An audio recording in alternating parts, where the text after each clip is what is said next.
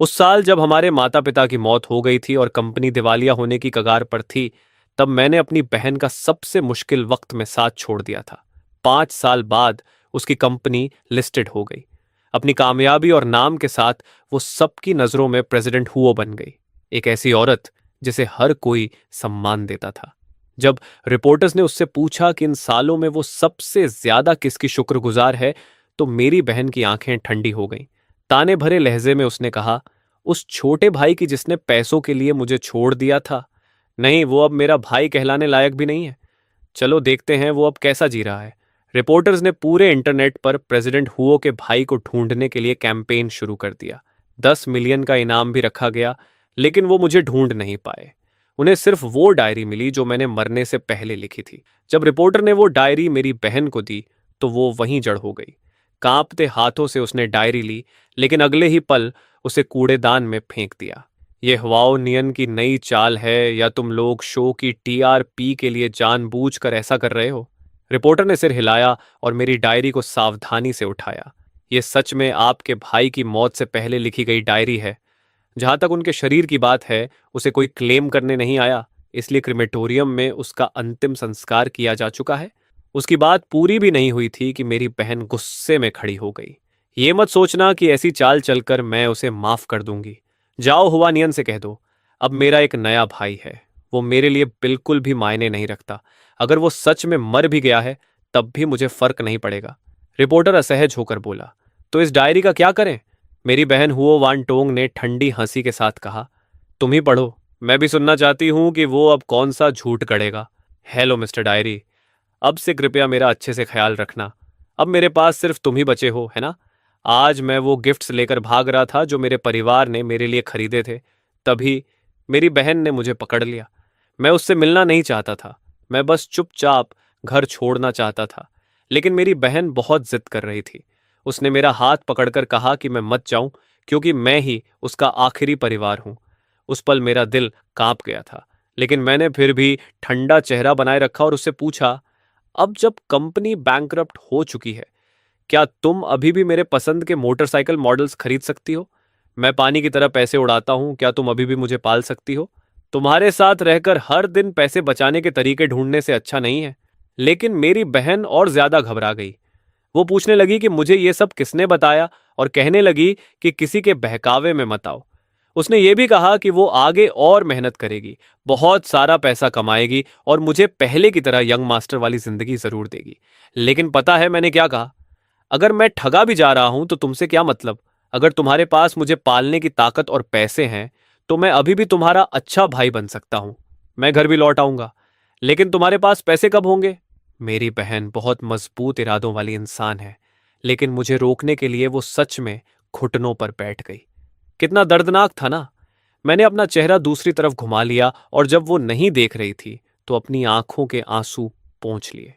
मैंने कहा, मेरे फ्यूचर को बर्बाद मत करो, और यहां तक कह दिया कि मैं उससे हमेशा के लिए रिश्ता तोड़ दूंगा।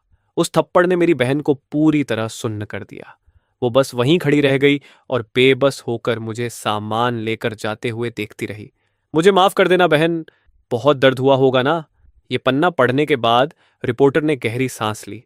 मुझे उम्मीद नहीं थी कि प्रेसिडेंट हुओ अपने भाई पर इतना निर्भर थी। लेकिन जब कैमरा मेरी बहन की तरफ गया, उसके चेहरे पर जरा भी नरमी नहीं थी। वो पहले की तरह ठंडी आवाज में बोली, मुझे बस एक चीज का पछतावा है कि मैंने पहले उसके साथ इतना अच्छा व्यवहार क्यों किया, ताकि बदले में एक एहसान फरामोश इंसान बड़ा हो सके। मिस्टर डायरी, मैं फिर वापस आ गया हूं। आज मैं एक और हॉस्पिटल में फॉलो अप चेकअप के लिए गया था। सच कहूं तो मैं चाहता था कि पिछली डायग्नोसिस गलत निकले, ताकि मैं वापस जाकर अपनी बहन से कह सकूं कि मुझे पछतावा है। अगर मैं अपना ईगो छोड़ देता, तो मेरी बहन पहले की तरह मुझे माफ कर देती। लेकिन जिंदगी में इतने चमत्कार नहीं होते। उस मिडिल एज डॉक्टर ने गंभीर चेहरे के साथ मुझसे कहा, तुम्हारे माता पिता कहाँ हैं? तुम्हें प्राइमरी लिवर कैंसर है। ये ऑलरेडी लास्ट स्टेज में है। तुम्हें तुरंत हॉस्पिटल में एडमिट होना होगा। मुझे पूरी तरह समझ नहीं आया, लेकिन मौत के डर ने मुझे वहीं रुला दिया। मैं सिर्फ 18 साल का हूं। डॉक्टर ने तरस भरी नजरों से मुझे देखा और हॉस्पिटलाइजेशन बिल स्लिप लिख दी। मैं पेमेंट मशीन के पास गया, अमाउंट देखा और आखिर में चुपचाप हॉस्पिटल से निकल आया। रहने दो, मेरा अकाउंट मेरी बहन के मेन कार्ड से जुड़ा हुआ है, उसे कुछ पैसे बचाने दो। वैसे भी मैं जल्द ही मरने वाला हूं, फिर उसकी मेहनत की कमाई क्यों बर्बाद करूं? उसकी कमाई का हर एक रुपया बहुत मुश्किल से आता है। जब हमारे माता पिता जिस कॉन्ट्रैक्टर के साथ काम कर रहे थे वो पैसे लेकर भाग गया तो प्रोजेक्ट टूट गया और कैपिटल चेन भी टूट गई। बहुत दबाव में हमारे माता पिता सब ठीक करने के लिए भाग दौड़ कर रहे थे, लेकिन एक बिजनेस डिनर के बाद उनका कार एक्सीडेंट हो गया और दोनों की मौत हो गई। कंपनी का पूरा बोझ मेरी बहन के कंधों पर आ गया।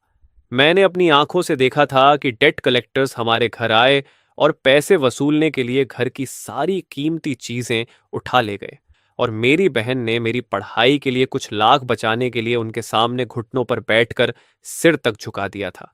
लेकिन आखिर में बैंक ने हमारी सारी एसेट्स जब्त कर ली।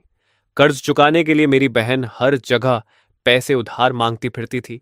डिनर्स में इतना पीती थी कि उसके पेट से खून निकलने लगा और उसे हॉस्पिटल जाना पड़ा। लेकिन उसके पास इलाज के लिए न समय था न पैसे। होश आते ही वो हॉस्पिटल छोड़कर फिर काम में लग गई। लोगों से हाथ जोड़कर मदद मांगती रही और नौकर की तरह सब सहती रही। मैं रोते हुए उससे कहता रहा कि पहले ठीक हो जाओ फिर काम करना, लेकिन उसने कहा कि वो लोहे की बनी है और उसे कुछ नहीं होगा। बताओ ना, मेरी बहन कितनी बेवकूफ़ है। असल में मैं उसका बोझ बांटना चाहता था। मैं उसे बताना चाहता था कि मुझे विदेश में पढ़ाई नहीं करनी।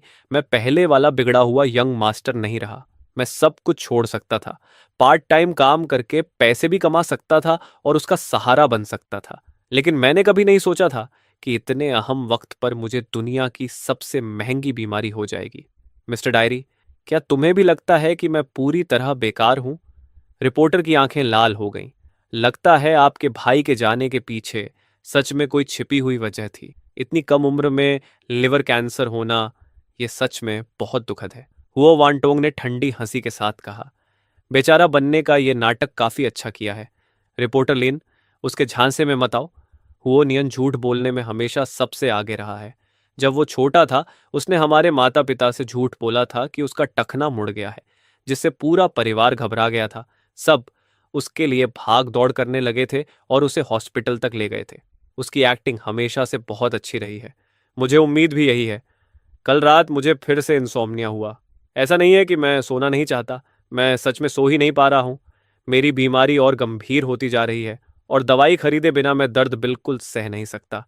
लेकिन मेरे पास पैसे नहीं हैं, और अब एक और ज्यादा जरूरी समस्या है। अगर मैंने किराया नहीं दिया तो मकान मालिक मुझे बाहर निकाल देगा।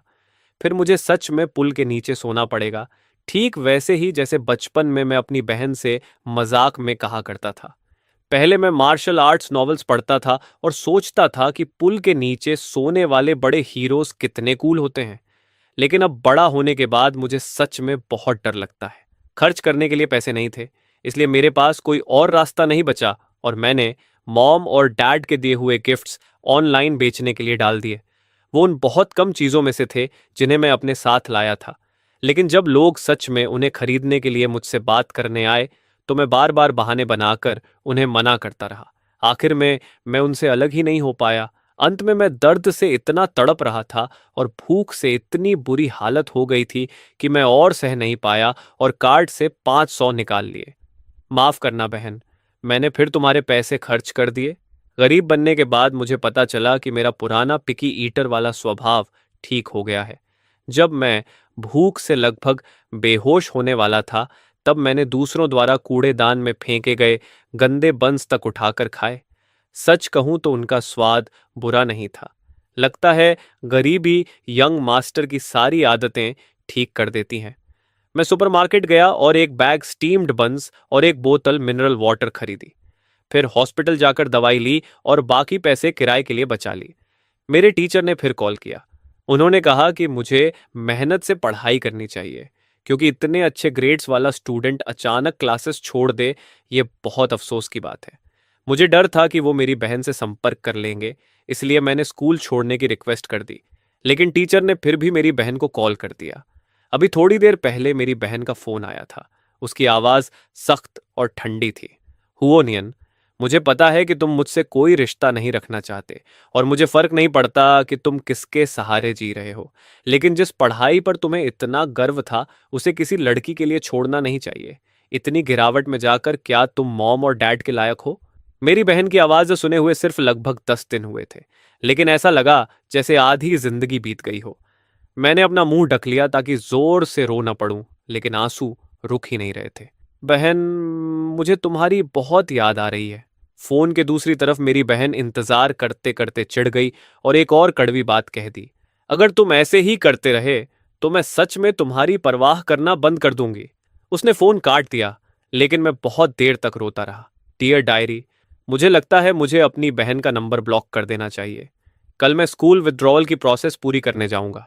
रिपोर्टर ने देखा कि प्रेसिडेंट हुओ थोड़ी खोई हुई लग रही थी। उसने कुछ देर रुककर अपनी आंखों की नमी पोंछी और अगला पन्ना पलटा। डियर डायरी, मैं शिफ्ट हो गया हूं। पहले वाला मोटेल 50 पर नाइट था, जो बहुत महंगा था। मैं पूरे दिन शहर भर में घूमता रहा और आखिरकार शहर के दक्षिण में एक दूर के अर्बन विलेज में मुझे एक जगह मिली जो सिर्फ 30 पर नाइट है। कमरे में 4 बेड्स हैं। मेरे तिरछे सामने एक अजीब बूढ़ा आदमी रहता है। मैंने उस लड़की की तरफ शुक्रिया भरी नजरों से देखा। वो नीचे वाले बेड पर सोती है। उसका नाम शायंग है। उसने ऊपर देखकर मुस्कुराते हुए कहा, चिंता मत करो, मैं हूं ना तुम्हारे साथ। वो सच में बहुत अच्छी है। उस रात मैंने दवाई ली और बहुत चैन से सोया। मैंने एक सपना देखा। उसमें मॉम और डैड मुझे और मेरी बहन को डिज्नीलैंड लेकर गए थे। उन्हें पता था कि मुझे आयरन मैन बहुत पसंद है, इसलिए मेरी बहन घंटों लाइन में खड़ी रही। जब आखिरकार उसकी बारी आई, उसने मेरा नाम पुकारा और मुझे आयरन मैन सूट पहने हुए आदमी के सामने धक्का देकर खड़ा कर दिया ताकि मैं अपने आइडल के साथ फोटो ले सकूं। मैं इतनी जोर से मुस्कुराया कि मेरी आंखें चांद जैसी हो गईं। मॉम, डैड और मेरी बहन बस कुछ कदम दूर खड़े होकर मुझे खुशी से देख रहे थे। लेकिन फोटो लेने के बाद जब मैं पीछे मुड़ा तो वो सब गायब हो चुके थे। साफ नीला आसमान अचानक पूरी तरह काला हो गया। मैं डर गया और चाहे जितना ढूंढा, मुझे वो कहीं नहीं मिले। मैं अचानक ठंडे पसीने में भीगा हुआ जाग गया। सिस्टर श्यायांग ने चिंता से पूछा, तुम ठीक हो? मैंने सिर हिला दिया। उसने पूछा कि मैं यहाँ क्यों रह रहा हूँ। मैंने उसे सब सच बता दिया। पता नहीं क्यों, लेकिन मुझे उस पर पूरा भरोसा हो गया था। सब सुनने के बाद उसने कुछ नहीं कहा, बस मुझे गले लगा लिया। उसका हक बहुत गर्म और सुकून देने वाला था। उसने बताया कि वो अनाथ है। किशोर उम्र से ही वो सड़कों पर जी रही थी। बचपन से उसने हर तरह के लोग देखे थे और खुद को बचाने के बहुत तरीके सीख लिए थे। उसने कहा, तुम जैसे बच्चे को मेरी जरूरत है। सिस्टर शिया यांग ने मुझे पैसे बचाने के बहुत तरीके सिखाए, जैसे सुपरमार्केट जाकर एक्सपायर्ड फूड ढूंढना।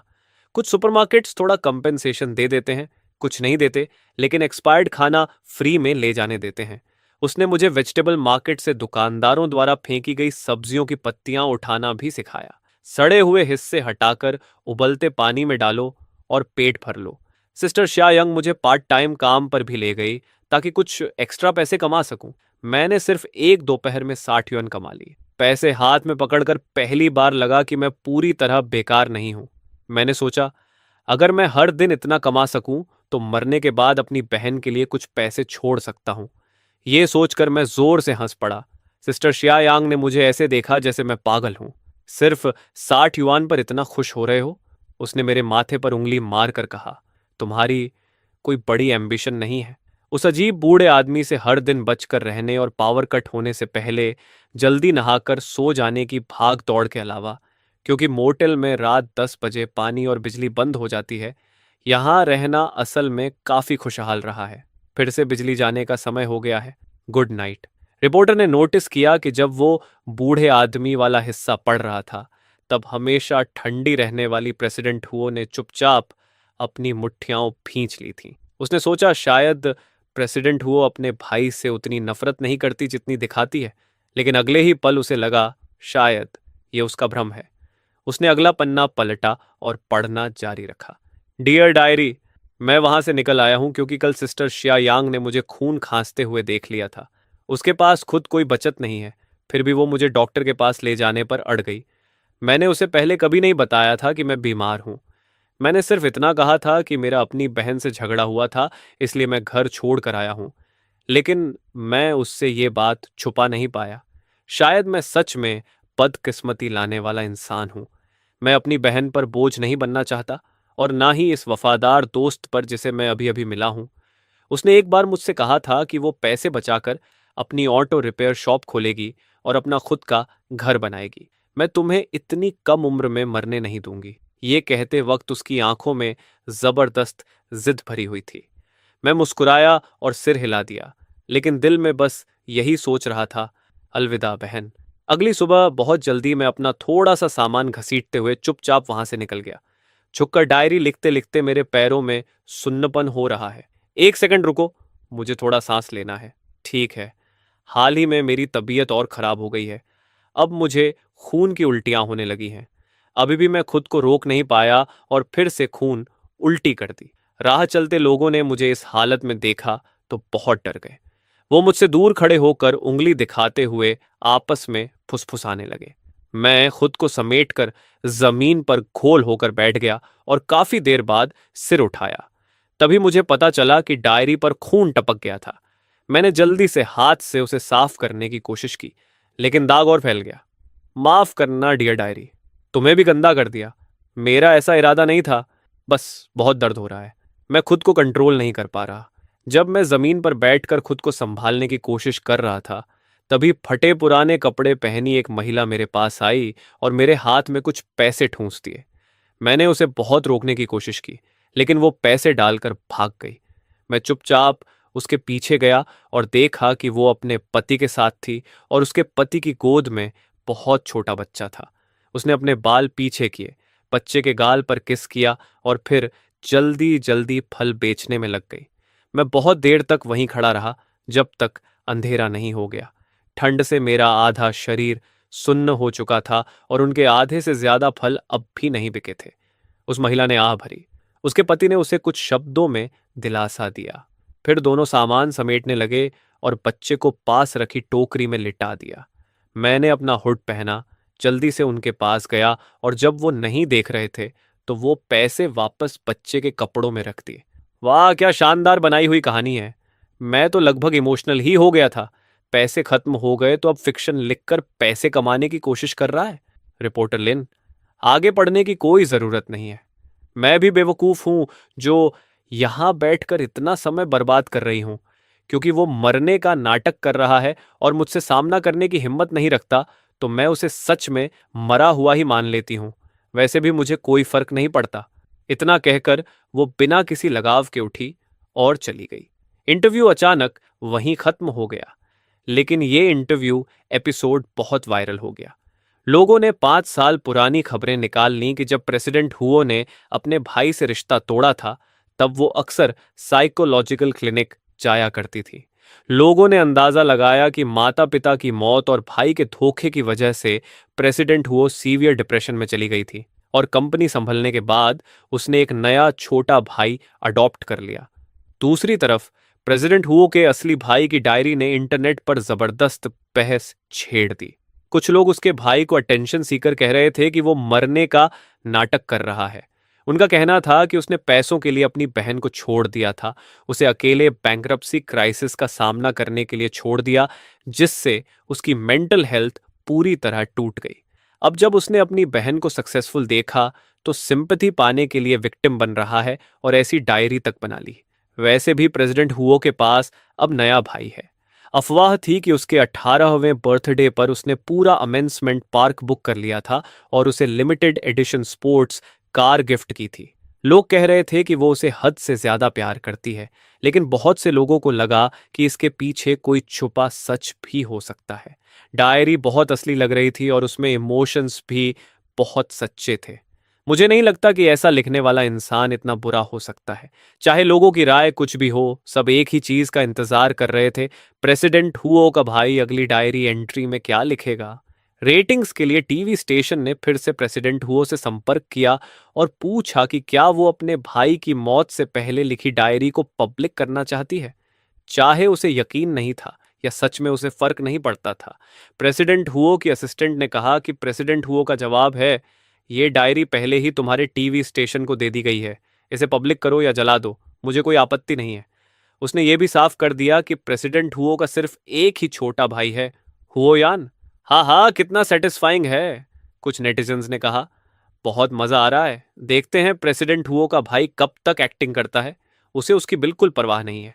परमिशन मिलने के बाद टीवी स्टेशन ने जल्द ही एक लाइव प्रोग्राम शुरू किया जिसका नाम था वाओ नियंस प्री डेथ डायरी। स्क्रीन पर रिपोर्टर बहुत गंभीर दिख रहा था। आप सबकी तरह मैंने भी ये डायरी पहले नहीं पढ़ी है। प्रेसिडेंट वाओ की परमिशन मिलने के बाद आज मैं इसे लाइव स्ट्रीम में सबके साथ शेयर करूंगा। उम्मीद है कि सभी लोग अपने शब्दों में थोड़ा नरम रहेंगे। लाखों लोग तुरंत लाइव स्ट्रीम में घुस गए। 1 मिनट के अंदर व्यूअर्स 1 मिलियन पार कर गए। सब रिपोर्टर लिन के डायरी खोलने का इंतजार कर रहे थे। उसी समय हुओ फैमिली रेजिडेंस में असिस्टेंट लिनयी ने प्रेसिडेंट हुओ की तरफ जटिल भावों से देखा। काफी देर हिचकिचाने के बाद उसने कहा, प्रेसिडेंट हुओ, प्रोग्राम शुरू होने वाला है। प्रेसिडेंट हुओ ने सिर तक नहीं उठाया। मैंने कहा था कि मैं उसके बारे में कोई खबर फिर से नहीं सुनना चाहती। रिपोर्टर लिन ने गहरी सांस ली और डायरी खोली। डियर डायरी, आज मुझे एक आवारा पप्पी मिला। पहले मैं इसमें पढ़ना नहीं चाहता था, लेकिन वो अपने घायल पैर को घसीटते हुए मेरे पीछे पीछे रोता हुआ आ रहा था। मैंने सोचा मेरी हालत में मैं उसकी ठीक से देखभाल भी नहीं कर पाऊंगा, इसलिए मैंने दिल कठोर किया और आगे बढ़ गया। लेकिन कुछ कदम चलने के बाद मैं वापस मुड़ा और उसे उठा लिया। उसी पल उस छोटे पीले कुत्ते की आंखें चमक उठीं। वो लगातार मेरी हथेली छाटने लगा। मैंने आ भरी। शायद उसे समझ आ गया था कि मेरा दिल बहुत नरम है। मैंने उसका नाम चांग शून रखा, उम्मीद करते हुए कि वो खुश रहे और लंबी जिंदगी जिए, मेरी तरह नहीं जिसकी जिंदगी बहुत छोटी रह जाएगी। मैं उसे पेट हॉस्पिटल ले गया। सिर्फ चेकअप फी ने ही मेरी जेब खाली कर दी। आगे सर्जरी के लिए 2000 युआन चाहिए थे। अगर सर्जरी नहीं हुई तो वो मर जाएगा। मैंने अपनी बाहों में चांगशुन को पकड़ा और डॉक्टर से बहुत सावधानी से पूछा कि क्या मैं उसे कुछ दिनों बाद सर्जरी के लिए वापस ला सकता हूं, क्योंकि मेरे पास पैसे नहीं थे। डॉक्टर ने कहा कि अब और देर नहीं हो सकती, ज्यादा से ज्यादा कल तक। चांगशुन को गोद में लेकर मैं पेट हॉस्पिटल से बाहर निकला और सड़क के कोने पर बैठकर खो गया। मैंने उससे कहा, तुम कितने बेवकूफ हो। इतने सारे अमीर लोगों के बीच तुम्हें मेरे जैसा मरता हुआ इंसान ही मिला, और ऊपर से मैं बहुत गरीब भी हूं। तुम्हारे लिए 2000 युआन मैं कहां से लाऊं। पपी मेरी बात नहीं समझ पाया। वो बस खुशी से अपनी पूंछ हिलाता रहा, क्योंकि उसे घर मिल गया था। उसे देखकर मेरी आंखें फिर भर आईं। आखिरकार मेरे पास एटीएम जाने के अलावा कोई रास्ता नहीं था। मैं झिझक रहा था, सोच रहा था कि बस आखिरी बार 2000 युआन निकाल लूं। बहन, ये आखिरी बार होगा जब मैं तुम्हारे पैसे खर्च करूंगा। लेकिन मेरी उम्मीद के उलट मेरी बहन ने मेरा सप्लीमेंट्री कार्ड बंद कर दिया था। मेरा दिल एक पल के लिए रुक सा गया, लेकिन ये समझ में आता था। मैं बहुत पहले ही कह चुका था कि मैं उससे रिश्ता खत्म करना चाहता हूं। उसके पास मुझे पैसे देने की कोई वजह नहीं थी। मैंने कभी दोबारा उससे संपर्क करने का नहीं सोचा था, लेकिन मेरे पास कोई और रास्ता नहीं था। चंगशुन की खातिर मैंने उसका नंबर ब्लैकलिस्ट से हटाया और उसे कॉल किया। फोन बहुत देर तक बजता रहा। जब मुझे लगा कि वो फोन नहीं उठाएगी, तभी आखिरकार उसने कॉल रिसीव किया। उसने ठंडी हंसी के साथ कहा, अब पछतावा हो रहा है? तुमने खुद मुझे ब्लॉक किया था और अब खुद ही संपर्क कर रहे हो। क्या तुमने नहीं कहा था कि तुम मुझसे रिश्ता तोड़ रहे हो, या फिर तुम्हारे पास पैसे खत्म हो गए हैं? जैसे ही उसने ये कहा, जो बातें मैं कहना चाहता था वो गले में ही अटक गईं। मेरा बहुत मन था कि मैं तुरंत फोन काट दूं, लेकिन मेरी बाहों में बैठे चांगशुन ने मुझे याद दिलाया कि मुझे क्या करना है। मुझे 2000 ट्रांसफर कर दो। कुछ देर की चुप्पी के बाद मेरी बहन ने कहा, इतने समय से तुमने मुझसे कोई संपर्क नहीं किया। तुम्हें ये तक परवाह नहीं कि तुम्हारी बहन ठीक से खा रही है या सो रही है। तुम्हें मेरी याद नहीं आती। तुम्हें सिर्फ पैसे चाहिए, है ना? मैंने अपने होंठ जोर से काट लिए। गले में नमकीन स्वाद भर गया, लेकिन मैंने उसे जबरदस्ती निगल लिया। तुम्हें पैसे चाहिए ना? मैं तुम्हें सब दे दूंगी। अब खुश हो? मुझे तुमसे कोई उम्मीद रखनी ही नहीं चाहिए थी। हुआ नियन, तुम सच में बहुत बेरहम हो। आज से हमारा भाई बहन का रिश्ता खत्म। ये कहकर उसने फोन काट दिया। मैं खुद को रोक नहीं पाया। मैं जमीन पर बैठ गया, चांगशुन को सीने से लगाकर उल्टियां करने लगा। बर्फ, चारों तरफ बहुत सारी बर्फ गिर रही थी, लेकिन काली सड़क पर गिरकर उसका कोई निशान नहीं दिख रहा था। चांगशुन बहुत डर गया था। वो लगातार रो रहा था और मेरे गाल चाट रहा था। मैंने उसे धीरे से सहलाकर शांत किया। बहुत दर्द हो रहा था, लेकिन मैं उस दर्द का आदी हो चुका था। सच कहूं तो मेरे दिल में उससे भी ज्यादा दर्द था। मैंने फोन देखा तो मेरी बहन ने 20,000 युआन ट्रांसफर किए थे। बैंक नोटिफिकेशन आया, आपके अकाउंट एंडिंग 0000 में करंट बैलेंस 20,000.00 RMB। तभी मुझे एहसास हुआ कि उसने मुझे ब्लॉक भी कर दिया है। मैं चांग शून को पकड़कर बहुत देर तक रोता रहा। मुझे समझ आ गया था कि अब मेरी बहन सच में मुझे अपनी जिंदगी से निकाल चुकी है। पहले मैं चाहता था कि वो मुझे भूल जाए और मुझसे रिश्ता तोड़ दे, लेकिन जब उसने सच में ऐसा किया तो मेरा दिल ऐसे टूटा कि सांस लेना भी मुश्किल हो गया। चंगशुन, अब मेरा कोई घर नहीं रहा। लाइव स्ट्रीम की कमेंट्स बहुत तेजी से आने लगी। ये इतना दुखद क्यों है? अगर इसने अपनी मौत फेक भी की है और कहानी बनाई भी है, फिर भी मैं रो रही हूं। जल्दी आगे पढ़ो। चंगशुन का क्या हुआ? पपी बोल नहीं सकता था। उसे बस इतना पता था कि उसे एक घर मिल गया है। इस पॉइंट तक अभी भी कुछ लोग हुओ नियन को सिंपैथी पाने के लिए एक्टिंग करने वाला कह रहे थे, लेकिन पहले के मुकाबले वो बहुत कम थे। अब लगभग सभी लोग सिर्फ चंगशुन की सेफ्टी को लेकर परेशान थे। सबके लगातार कहने पर रिपोर्टर लिन ने अपनी भावनाएं संभाली और अगला पन्ना पलटा। डियर डायरी, बहुत समय बाद मिल रहे हैं। मेरे पास तुम्हारे लिए एक अच्छी खबर है। चांग शून की सर्जरी हो गई और अब वो पूरी तरह हेल्थी है। बस वो बहुत ज्यादा क्लिंगी पपी है। मैं जहां भी जाता हूं वो मेरे पीछे आता है। जब मैं सोता हूं तो वो मेरे पैरों के पास आकर चिपक कर सो जाता है। लेकिन एक बुरी खबर भी है, मेरी बीमारी और बढ़ गई है। मुझे नहीं पता मैं कितने समय तक जिंदा रहूंगा, शायद 1 महीने से भी कम।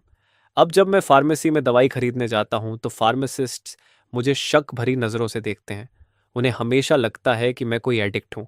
अच्छा हुआ कि मैंने अपनी मेडिकल डायग्नोसिस रिपोर्ट संभाल कर रखी थी। बहुत विनती करने के बाद वो मुझे दवाई दे देते हैं, लेकिन पेन किलर्स अब असर करना बंद कर रहे हैं।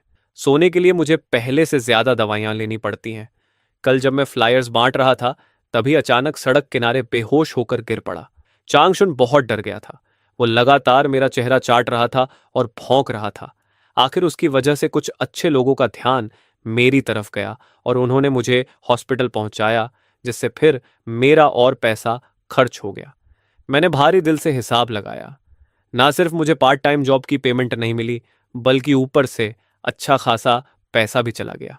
डॉक्टर ने कहा, तुम्हें तुरंत हॉस्पिटल में एडमिट होना होगा और हमें तुम्हारे परिवार को भी बताना पड़ेगा। अगर ऐसा ही चलता रहा तो बहुत जल्द तुम। डॉक्टर ने अपनी बात पूरी नहीं की, लेकिन मैं समझ गया था कि वो क्या कहना चाहता है। मैंने बस कुछ औपचारिक जवाब दिए और जल्दी से हॉस्पिटल से निकल गया। मैं एडमिट नहीं हो सकता, ये बहुत महंगा है। हॉस्पिटल के बाहर मुझे चेंगशुन मिल गया। जैसे ही उसने मुझे देखा, वो दौड़कर मेरे पास आ गया, लेकिन रात में दर्द फिर भी मुझे सोने नहीं देता था। चेंगशुन मेरी तकलीफ समझ रहा था। वो बहुत बेचैन था, लेकिन कुछ कर नहीं सकता था। वो बस मुझसे चिपक जाता और लगातार मुझे चाटता रहता। वो ऐसा लग रहा था जैसे खुद रो पड़ेगा। मैंने कमजोर हाथ से उसे सहलाया। मैं ठीक हूं, लेकिन अगले ही पल मैं खुद को रोक नहीं पाया और भागकर टॉयलेट पकड़ लिया, जहां मैं लगातार उल्टियां करता रहा। ऐसा लग रहा था जैसे मेरा पूरा शरीर बाहर निकल रहा हो। पता नहीं कितना समय बीत गया। मैं उल्टियां करते करते चक्कर खाकर गिर गया। बाद में चांग शुन के मुझे चाटने से मेरी आंख खुली। मैंने आईने में खुद को देखा और मैं खुद ही डर गया। मैं कितना भयानक दिख रहा था।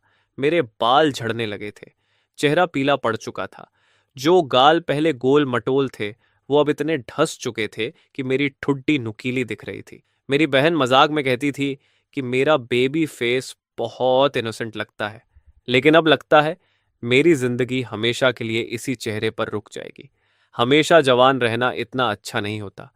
मैं धीरे धीरे बड़ा होना चाहता था, अपनी बहन के साथ रहना चाहता था, उसे अपना परिवार और करियर बनाते देखना चाहता था और उसे खुश देखना चाहता था। मैंने चेहरा धोया, अपने गाल थपथपाए और खुद को हिम्मत दी।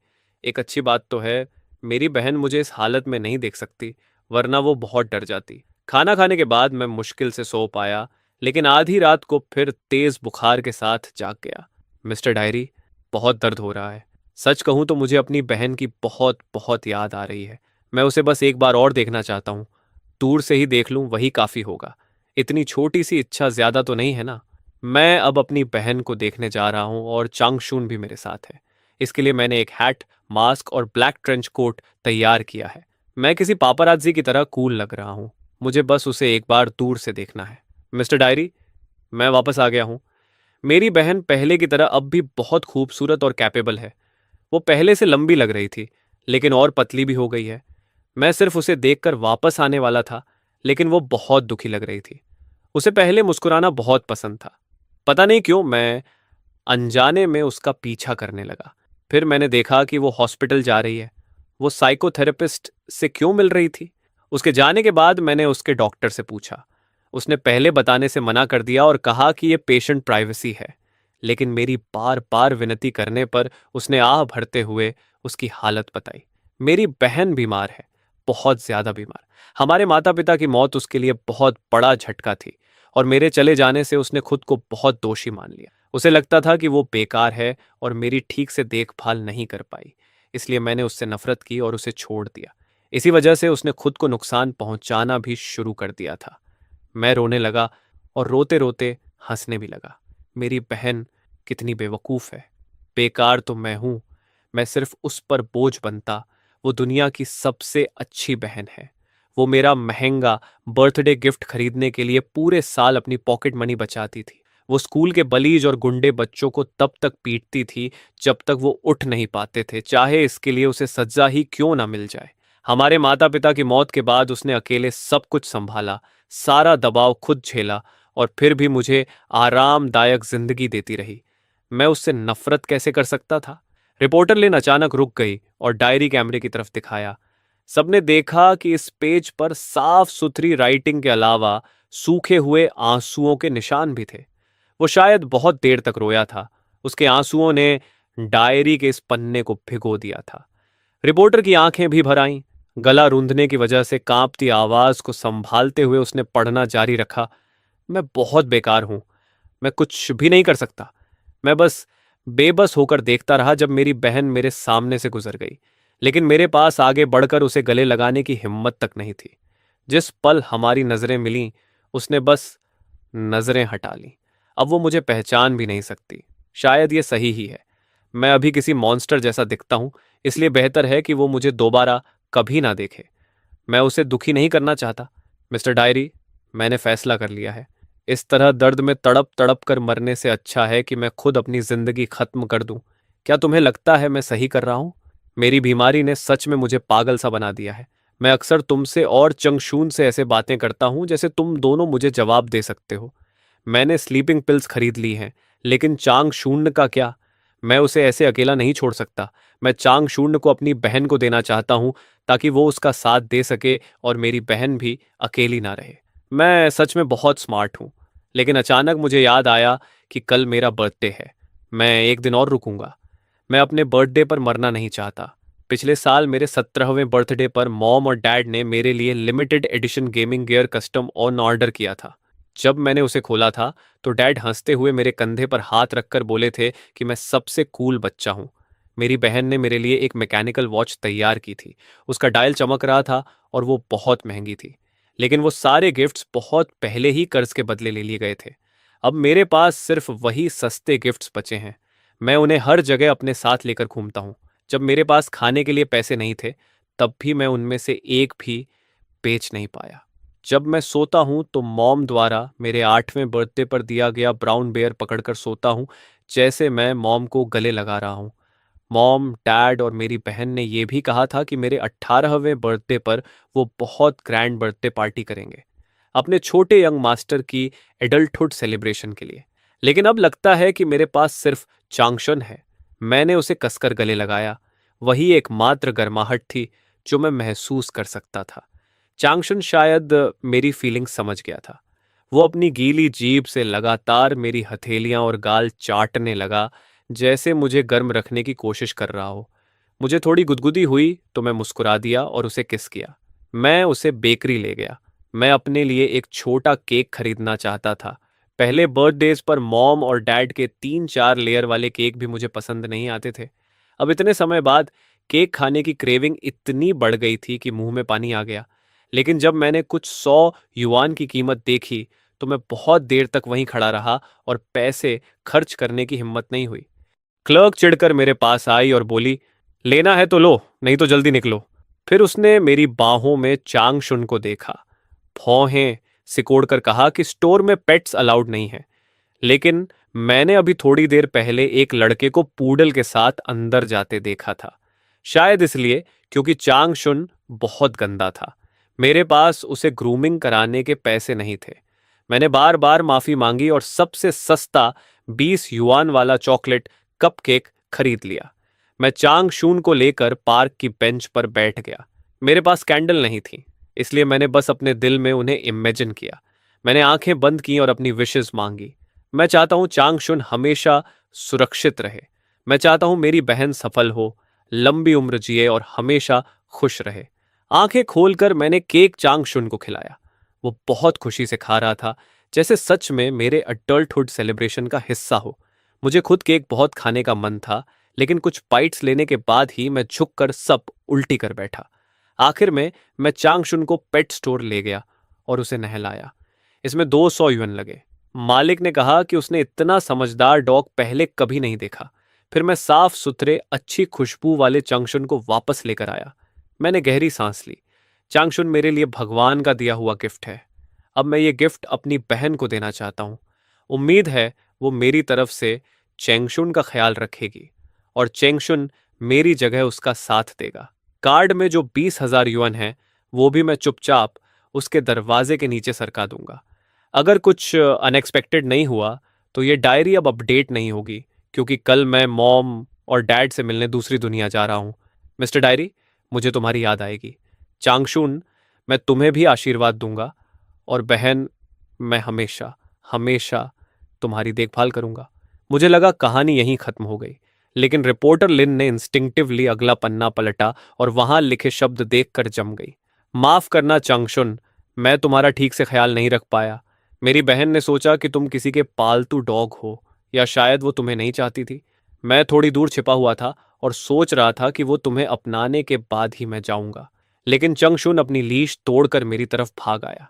अगर अगर मैंने तुम्हें खुद उसके हाथों में दिया होता तो क्या तुम बच जाते?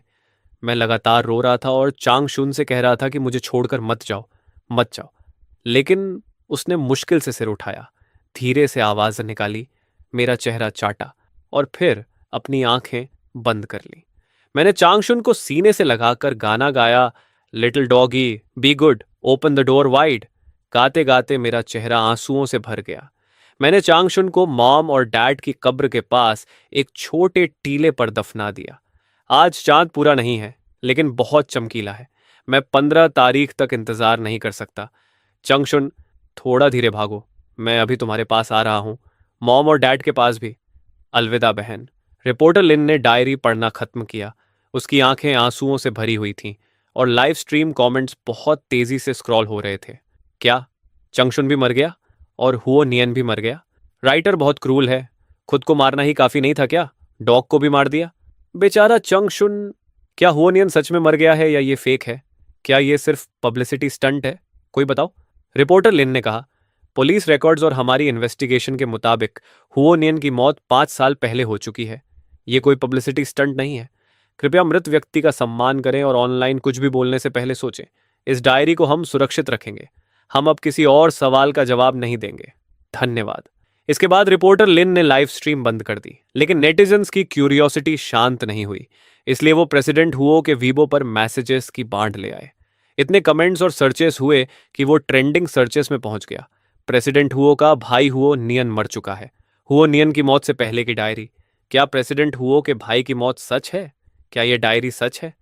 इसी बीच डायरी में जिस लड़की का जिक्र था, उसने ऑनलाइन एक पोस्ट किया। क्या नियन नियन सच में मर गया? उस समय बिना बताए चले जाने के लिए मुझे माफ कर दो।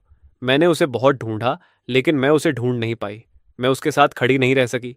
अगर मैं उसे पहले डॉक्टर के पास ले जाती तो वो इतनी जल्दी नहीं मरता और उसे इतनी तकलीफ भी नहीं झेलनी पड़ती। ज्यादातर लोगों को अब भी शक था, लेकिन फिर उसने हुआ नियन के साथ अपनी एक फोटो पोस्ट की। फोटो में चमकती मुस्कान वाला लड़का वही था जो पहले लीक हुई हुओ नियन की तस्वीरों में दिखा था। तभी सबको यकीन हुआ। नेटाइजन्स पूरी तरह टूट गए। अब उन्हें यकीन हो गया कि डायरी सच थी। पूरा इंटरनेट हुआओ नियन और चांग शून्य के लिए शोक मनाने लगा। शेयर्स मिलियंस में पहुंच गए और ट्रेंडिंग टॉपिक्स एक के बाद एक फटने लगे। नियान नियन और चंगशुन, हम तुम्हें घर ले जा रहे हैं। नियान नियन और चांगशुन, क्या तुम दूसरी दुनिया में ठीक हो? ये सब आखिरकार प्रेसिडेंट हुओ की असिस्टेंट तक पहुंच गया। उसने काफी देर तक फोन को घूरा और हिचकिचाते हुए बोला, प्रेसिडेंट हुओ, क्या आपने 5 साल पहले एक क्रीम रंग का डॉग देखा था, छोटा सा? प्रेसिडेंट हुओ ने उलझन में उसे देखा और कुछ देर बाद सिर हिलाया। उस दिन जब मैं काम से घर लौटी थी तो मैंने गेट के पिलर से बंधा एक छोटा डॉग देखा था। उसका पूरा शरीर क्रीम कलर का था और उसकी छोटी पिंक नोज थी। वो बहुत साफ और बहुत प्यारा था। एक नज़र में पता चल रहा था कि वो किसी का पेट है। मुझे याद है कि उसे भी छोटे एनिमल्स बहुत पसंद थे, इसलिए मैं उसके पास गई और उसे प्यार किया। वो डॉग बहुत शांत था और लगातार अपनी टेल हिला रहा था। मुझे लगा उसका ओनर जल्दी लौट आएगा, इसलिए मैं अंदर चली गई। थोड़ी देर बाद बाहर बहुत शोर हुआ। मैं विंडो के पास गई और देखा कि सड़क के बीच एक लड़का उस छोटे डॉग को पकड़कर रो रहा था। वो बहुत बुरी तरह टूट कर रो रहा था। वही शायद उसका ओनर था। मैंने सुना कि डॉग ने काफी देर तक अपने ओनर को नहीं देखा तो वो बेचैन हो गया, लीश तोड़कर भागा और कार से टकराकर मर गया। असिस्टेंट वहीं जम गया। तभी उसके फोन पर नोटिफिकेशन आई। उसने नीचे देखा, अभी अभी भेजी गई फाइल को खोला और उसका दिल धड़क उठा। प्रेसिडेंट हुओ, माफ कीजिए, हाल ही में मैंने आपकी जानकारी के बिना डायरी और आपके भाई की वेयरहाउस की जांच की। वो सच में मर चुका है। पुलिस ने 5 साल पहले उसका डेथ सर्टिफिकेट रजिस्टर किया था। ये सच है, इसे फेक नहीं किया जा सकता। उसने जहर खाकर सुइसाइड किया था। वो डायरी भी असली है। ये कहने के बाद असिस्टेंट में हिम्मत नहीं थी कि वो प्रेसिडेंट हुओ के चेहरे की तरफ देख सके। उसने बस ट्रेंडिंग टॉपिक्स उसकी तरफ बढ़ा दिए। देखिए हुओनियन ने क्या सहा। आज उसकी डायरी पूरे इंटरनेट पर पब्लिक हो चुकी है। मुझे लगा आपको यह जानना चाहिए। दरवाजे तक जाते हुए उसने धीरे से कहा, आपके भाई ने सच में बहुत कठिन जिंदगी झेली। प्रेसिडेंट हुओ के ऑफिस से बाहर निकलते हुए असिस्टेंट लिन यी ने धीरे से दरवाजा बंद कर दिया। उस हल्की सी क्लिक के बाद ऐसा लगा जैसे पूरी दुनिया बाहर बंद हो गई हो। ऑफिस के अंदर सिर्फ हुओ वानतोंग बची थी और उसके हाथों में वो भारी इन्वेस्टिगेशन फाइल। हवा तक भारी हो गई थी। जो ठंडापन और बेपरवाही उसने इतने सालों से मजबूरी में ओढ़ रखी थी, वो फटे हुए गुब्बारे की तरह एक पल में खत्म हो गई। उसमें इतनी हिम्मत भी नहीं थी कि वो तुरंत फाइल खोल सके। उसकी ठंडी उंगलियां बस कागज के किनारों को छूती रहीं। उसका दिमाग बार बार उस इंटरव्यू पर जा रहा था। जब रिपोर्टर ने डायरी निकाली थी तब उसका दिल अजीब तरीके से एक पल के लिए सिकुड़ गया था। जब उसने डायरी की बातें सुनी थीं, वो छोटे छोटे शक और दर्द जिन्हें उसने जबरदस्ती दबा दिया था फिर से बाहर आने लगे थे। खासकर वो लाइन, मैं चांग शून को अपनी बहन के पास छोड़ना चाहता हूं ताकि उसका साथ रहे। उस समय उसे लगा था कि ये हुओ नियन का एक और झूठ है, लेकिन अब वही बातें जहरीली सुइयों की तरह उसके दिल में एक एक करके चुभ रही थीं। कांपते हाथों से उसने आखिर फाइल खोली। पहला पेज पुलिस डेथ सर्टिफिकेट की कॉपी था, काले सफेद रंग में ठंडे और आधिकारिक अंदाज में छपा हुआ। नाम कत्तूदियेश हुओनियन, जेंडर मेल, मौत की तारीख 5 साल पहले की वही पतझड़। ये उनकी आखिरी फोन कॉल के सिर्फ 3 महीने बाद की बात थी। मौत का कारण, बॉडी मिलने की जगह शहर के बाहर नदी के किनारे एक छोटे जंगल में, ठीक उस जगह के पास जिसका उसने अपनी डायरी में जिक्र किया था, जहां उनके मॉम और डैड की एशेज दफन थीं। उसे सुबह सुबह पक्षियों को घुमाने निकले एक बूढ़े आदमी ने देखा था। बॉडी हैंडलिंग किसी ने क्लेम नहीं किया, इसलिए नियमों के अनुसार फ्यूनरल होम ने उसका अंतिम संस्कार कर दिया। उसकी एशेज कुछ समय तक रखी गईं, फिर समय पूरा होने पर इकोलॉजिकल डिस्पोजल कर दिया गया। हर एक शब्द उसके दिल को कुंद चाकू की तरह काट रहा था। अनक्लेम्ड शब्द तो जैसे सीधे उसके चेहरे पर थप्पड़ बनकर लगा। वो उस समय क्या कर रही थी? वो अपने भाई के कथित बिट्रेयल के दर्द और गुस्से में डूबी हुई थी। शायद किसी साइकोलॉजिकल क्लिनिक में इलाज करा रही थी या किसी कॉकटेल इवेंट में जबरदस्ती मुस्कुरा रही थी। शायद उसने ये चेक तक नहीं किया कि उसका भाई कहीं जिंदा है भी या नहीं। पीछे कुछ सीन फोटोज भी अटैच्ड थे। उनकी क्वालिटी कम थी, लेकिन उस समय की हालत साफ दिख रही थी। एक बहुत दुबला पतला लड़का जो लगभग हड्डियों का ढांचा बन चुका था, चुपचाप एक पेड़ के सहारे बैठा था। उसने वही ब्लैक ट्रेंच कोट पहना हुआ था जिसका डायरी में जिक्र था। उसकी हुड ने उसके आधे से ज्यादा चेहरे को ढक रखा था। उसके पैरों के पास खाली दवाई की बॉटल्स और स्लीपिंग पिल्स के पैकेट्स बिखरे हुए थे। उसकी बाहों में एक पुराना घिसा हुआ ब्राउन बियर प्लश टाइटली पकड़ा हुआ था। हुओ वानतोंग ने उसे एक नज़र में पहचान लिया। वो वही बर्थडे गिफ्ट था जो उनकी माँ ने उसे उसके 8वें बर्थडे पर दिया था। उसने उसे इतने सालों तक सच में अपने पास रखा था। एक फोटो उस जगह की भी थी जहां डायरी मिली थी। वो उसके बिल्कुल पास रखी थी, एक प्लास्टिक बैग में बहुत संभाल कर पैक की हुई, जैसे उसे डर था कि सुबह की उस डायरी को खराब ना कर दे। अपनी आखिरी सांस तक वो इस डायरी को बचा रहा था, वही एक चीज जिससे वो अपने दिल की बात कह सकता था। वाओ वान तोंग की सांसें तेज हो गईं और उसकी नजर धुंधली पड़ने लगी। उसने अचानक अपना मुंह हाथ से ढक लिया, लेकिन उसके सीने की गहराइयों से निकल रही टूटी हुई सिसकियां नहीं रुक सकी। जिन आंसुओं को वो समझती थी कि वो बहुत पहले सूख चुके हैं, वो टूटे हुए बांध की तरह बहने लगे और उसकी त्वचा को जलाते हुए गिरने लगे। नियान नियन, मेरा नियान नियन, उसने फटी हुई आवाज में कहा, जो उसकी अपनी आवाज जैसी भी नहीं लग रही थी। ये कोई बनाई हुई कहानी नहीं थी। वो सच में बीमार था। वो सच में कंगाल था। अपनी जिंदगी के आखिरी पलों में वो सच में बीमारी के दर्द और दुनिया की बेरुखी को झेल रहा था। फिर भी वो लगातार अपनी इस निकम्मी बहन के बारे में सोच रहा था। उसने जानबूझकर वो सारी भयानक बातें कही, सिर्फ उसे खुद से दूर धकेलने के लिए। ये सब इसलिए था क्योंकि वो उससे बहुत ज्यादा प्यार करता था। इतना ज्यादा कि वो सारी बदनामी और दर्द खुद सहना चाहता था, लेकिन उसकी जिंदगी पर बोझ नहीं बनना चाहता था। और उसने क्या किया? उसने उसकी एक्टिंग पर विश्वास कर लिया। उसने पूरे 5 साल उससे नफरत की, यहां तक कि उसकी मौत की खबर सुनकर भी उसने कहा था, अगर वो मर भी गया हो तो भी मुझे फर्क नहीं पड़ता। कितने भयानक शब्द थे वो। उसने एक नया छोटा भाई अडॉप्ट कर लिया, जैसे हुओ नियान की छोड़ी हुई खाली जगह को किसी और से भर सकती हो। लेकिन उसने कभी सच में यह समझने की कोशिश ही नहीं की कि उस समय हुआनियन इतना अडिग क्यों था। पछतावा और गिल्ट की एक विशाल लहर उस पर टूट पड़ी। उसे उनकी आखिरी फोन कॉल याद आ गई।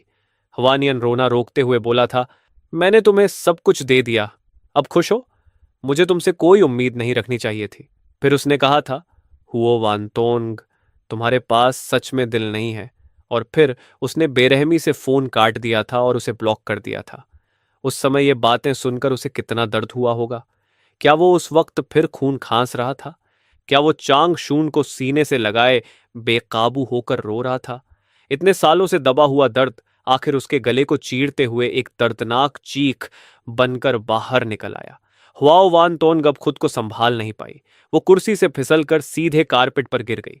खोए हुए बच्चे की तरह खुद को समेटकर वो जोर जोर से रोने लगी। उस रोने में सिर्फ निराशा थी, खुद से नफरत थी और ऐसा दर्द था जिसे कभी बदला नहीं जा सकता।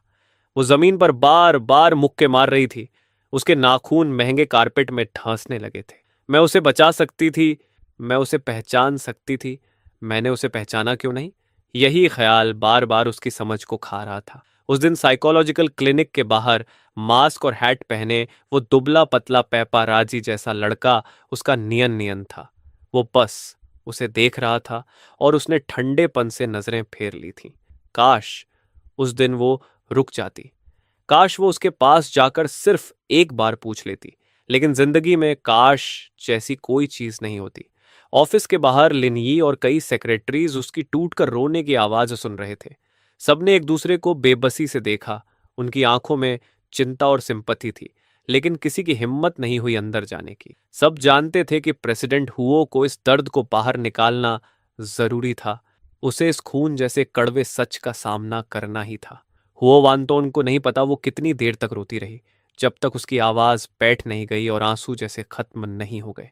आखिर में बस उसके शरीर की कंपकंपी और टूटी हुई सिसकियां बची थीं। फर्श पर गिरी हुई वो छत के खूबसूरत शैंडलियर को खाली नजरों से देखती रही, जैसे पूरी दुनिया से रंग खत्म हो गया हो। अगले दिन हुओ वानतोंग ऑफिस नहीं गई। जरूरी काम निपटाने के बाद लिन यी चिंता में शाम को उसकी विला पहुंचा। उसने स्पेयर की से दरवाजा खोला तो तेज शराब की बदबू आई। लिविंग रूम पूरी तरह बिखरा हुआ था। हर तरफ खाली शराब की बॉटल्स पड़ी थीं। हुओ वानतोंग अब भी कल वाला बिजनेस सूट पहने सोफा के कोने में सिकुड़ी हुई बैठी थी। उसके बाल बिखरे हुए थे, आंखें लाल और सूजी हुई थीं, चेहरे पर सूखे आंसुओं के निशान थे, लेकिन उसके हाथों में उस डायरी की कॉपी अब भी कस कर पकड़ी हुई थी। प्रेसिडेंट हुओ, लिनी सावधानी से उसके पास गया। हुआओ वानतोंग ने धीरे से सिर उठाया। उसकी नजरें धुंधली थीं। काफी देर बाद उसने लिनयी को पहचाना। लिनयी। उसकी आवाज इतनी बैठ चुकी थी कि मुश्किल से सुनाई दे रही थी। क्या वो मुझसे नफरत करता था? क्या आखिर में वो मुझसे नफरत करने लगा था? लिनयी का दिल भर आया। वो नीचे बैठ गया और धीरे से उसके हाथ से खाली बॉटल ले ली। प्रेसिडेंट हुओ, डायरी के हिसाब से मिस्टर हुओ न्यान ने कभी आपसे नफरत नहीं की। आखिरी पल तक वो सिर्फ आपको खुश देखना चाहता था। खुश? हुओ वानतोंग कड़वी हंसी हंसी। मैंने उसे खो दिया, मुझे खुश रहने का क्या हक है? उसने फिर शराब उठाने की कोशिश की, लेकिन लिन यी ने उसका हाथ रोक लिया। प्रेसिडेंट हुओ, आप ऐसे नहीं चल सकती। अगर मिस्टर हुआओ नियन आपको खुद को इस तरह बर्बाद करते देखेंगे तो उन्हें भी शांति नहीं मिलेगी। शांति? हुआओ वानतोंग बुदबुदाई और उसकी आंखों से फिर आंसू निकल आए। उसे दर्द से बहुत डर लगता था। वो अकेले मरते वक्त कितना डरा होगा। चैंग शुन भी उसके साथ नहीं था। आखिरी समय में वो सिर्फ वो बेयर पकड़े हुए था जो मॉम ने दिया था। वो आगे बोल ही नहीं पाई, बस चुपचाप रोती रही। बहुत मुश्किल से लिनयी उसे बेड तक ले गया। उसे पानी पिलाया और सोने की कोशिश करवाई, लेकिन सोते हुए भी उसकी भौहें कसकर सिकुड़ी हुई थीं। लिनयी ने गहरी सांस ली। उसे पता था वो वानतोंग को समय चाहिए, लेकिन अगर वो ऐसे ही रही तो कंपनी का क्या होगा और उसकी खुद की सेहत का क्या होगा? अगले कुछ दिनों में हुओ वानतोंग पूरी तरह बदल गई। उसने कंपनी जाना बंद कर दिया, बिजनेस संभालने से मना कर दिया और खुद को विला में बंद कर लिया। उसके साथ बस शराब की बॉटल्स थीं। वो शराब में खुद को सुन्न करना चाहती थी, लेकिन नशे में हुओ नियन की यादें और साफ हो जाती थीं। बचपन का हुओ नियन जो उसके पीछे पीछे घूमता था और धीरे से उसे सिस्टर बुलाता था। उसकी टीनेज रिबेलियन वाली ऑकवर्ड उम्र, और आखिर में वो दुबली परछाई जो अंधेरे में पप्पी की बॉडी पकड़े रो रही थी। जिस अडॉप्टेड भाई हुओ यू को उसने नाम के लिए अपनाया था, उसने विदेश से वीडियो कॉल किया। स्क्रीन पर वो चेहरा देखकर जो थोड़ा नियन नियन जैसा लगता था, लेकिन उसकी दौलत से सजाया गया था, हुओ वांटोंग को अचानक घिन और गिल्ट महसूस हुआ। वो क्या कर रही थी? क्या वो एक रिप्लेसमेंट ढूंढ रही थी? ये हुओ यू के साथ भी गलत था, और नियान नियान के लिए तो और भी बड़ा अपमान। स्क्रीन के दूसरी तरफ हुओ यू की चिंतित शक्ल देखकर वो अचानक बेकाबू होकर चिल्ला पड़ी। हुओ यू डरकर चुप हो गया। कुछ ही समय बाद उसने हुआओ यू को एक बेहतरीन बोर्डिंग स्कूल विदेश भेज दिया और उसके नाम एक बड़ा ट्रस्ट फंड सेट कर दिया, जिससे वो पूरी जिंदगी आराम से जी सके। उसने हुआओ यू को ईमेल में सिर्फ एक लाइन लिखी, आई एम सॉरी, मैं अच्छी बहन नहीं हूं, अपनी जिंदगी खुद जियो। उसने उस रिप्लेसमेंट से सारे रिश्ते खत्म कर दिए, जैसे ऐसा करने से अपने असली भाई का कर्ज थोड़ा कम कर सके। कंपनी का बिजनेस तेजी से गिरने लगा और शेयर होल्डर्स शिकायतों से भर गए। मीडिया ने भी खबरें चलानी शुरू कर दी कि प्रेसिडेंट हुआ पर्सनल रीजंस की वजह से मेंटल ब्रेकडाउन का शिकार हो गई है। लेकिन ये पूरी तरह परेशान था, लेकिन वो हुओ वान तोंग को नहीं जगा पा रहा था, जो गिल्ट और दर्द में डूब चुकी थी। फिर एक रात सब बदल गया। हुओ वान तोंग फिर से लिविंग रूम के कारपेट पर शराब पीकर बेहोश पड़ी थी।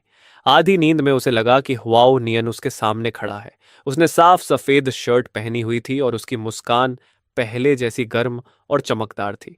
उसके पैरों के पास क्रीम कलर का छोटा डॉग चांगशून अपनी टेल हिलाता हुआ खड़ा था। सिस्टर, उस परछाई ने धीरे से कहा, खुद को इतना मत सताओ, ठीक है? हुओ न्यान हुओ वंटोंग ने उसकी तरफ हाथ बढ़ाया, लेकिन उसके हाथ में सिर्फ हवा आई। आंसू तुरंत उसकी आंखों में भर गए। मुझे माफ कर दो, मुझे बहुत माफ कर दो। बहन गलत थी, मैंने तुम्हें कभी दोष नहीं दिया। उस परछाई की मुस्कान अब भी गर्मजोशी भरी थी। आज अपनी बहन को इतना सफल देखकर मैं सच में बहुत खुश हूं और मुझे तुम पर बहुत गर्व है।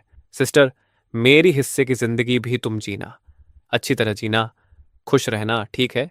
यही मेरी सबसे बड़ी इच्छा है। नियान निया, वो वांतोंग बेकाबू होकर रोने लगी। मुझसे वादा करो सिस्टर। उस परछाई का शरीर धीरे धीरे धुंधला होने लगा और उसकी आवाज दूर जाती हुई लगने लगी। मैं वादा करती हूं।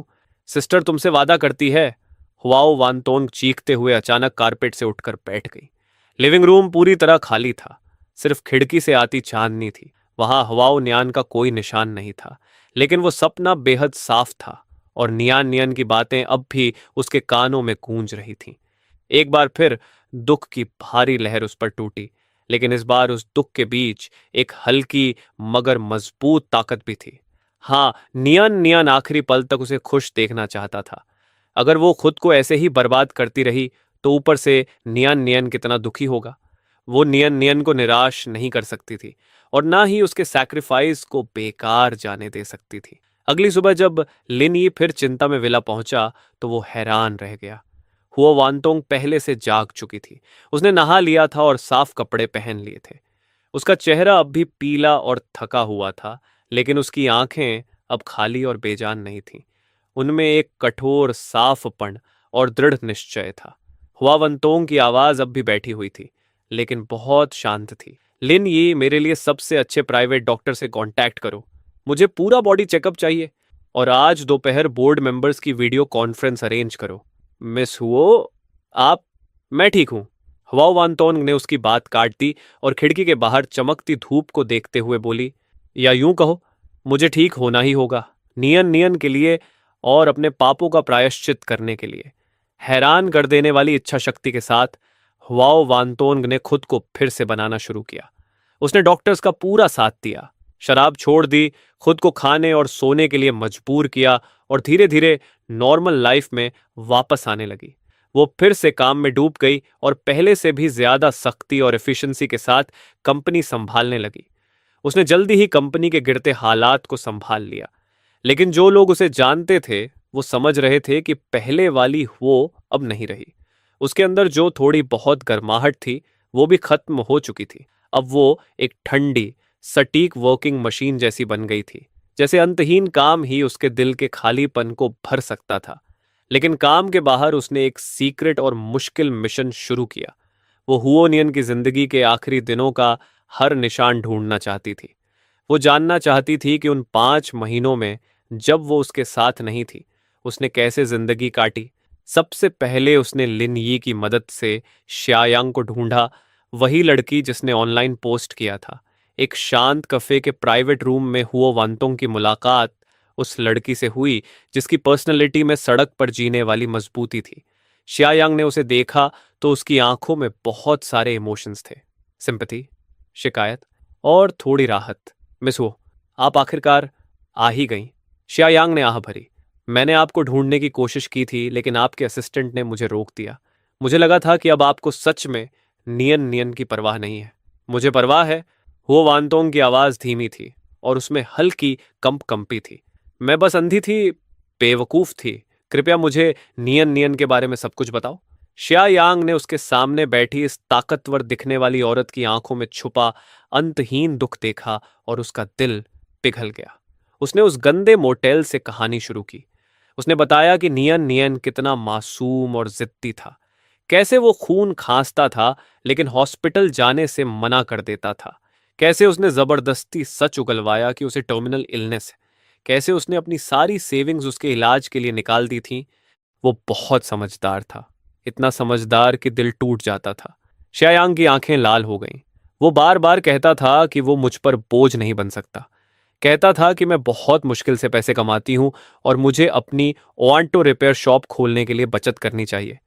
जब वो गया तो वो सिर्फ कुछ कपड़े और वो पुराना टेडी बियर लेकर गया था। उसके बाद मैंने उसे बहुत ढूंढा, हॉस्पिटल्स, पार्क्स, पुलों के नीचे, हर जगह जहां वो हो सकता था, लेकिन शहर बहुत बड़ा था, मैं उसे नहीं ढूंढ पाई। श्यायांग की आवाज फर्रा गई। काश मैंने उस पर और ध्यान दिया होता, काश मैं उसे जबरदस्ती हॉस्पिटल ले जाती। हुओ वानतोंग चुपचाप सुनती रही। उसके नाखून उसकी हथेलियों में धंस चुके थे। जब वो उससे नफरत करने में व्यस्त थी, तब एक पूरी तरह अजनबी लड़की उसके भाई को थोड़ी सी गर्माहट और सहारा दे रही थी और उसे ढूंढने के लिए पागलों की तरह भटक रही थी। लेकिन वो, उसकी अपनी सगी बहन, कुछ भी नहीं कर पाई। हवाओ वानतोंग ने गहरी सांस ली और गंभीर आवाज में कहा, थैंक यू। श्यायांग, उसके सबसे मुश्किल समय में उसका साथ देने के लिए धन्यवाद। अगर तुम्हारी कोई इच्छा हो या किसी मदद की जरूरत हो तो बस बता देना। श्यायांग ने सिर हिलाया। मुझे कुछ नहीं चाहिए। मैंने वो पोस्ट किसी फायदे के लिए नहीं किया था। मैं बस चाहती थी कि दुनिया जाने कि नियन नियन अच्छा बच्चा था। वो गलत समझे जाने के लायक नहीं था। मिस वो, अगर आप सच में उसके लिए कुछ करना चाहती हैं तो बस अपनी जिंदगी अच्छे से जियो, उसकी मौत को बेकार मत जाने दो।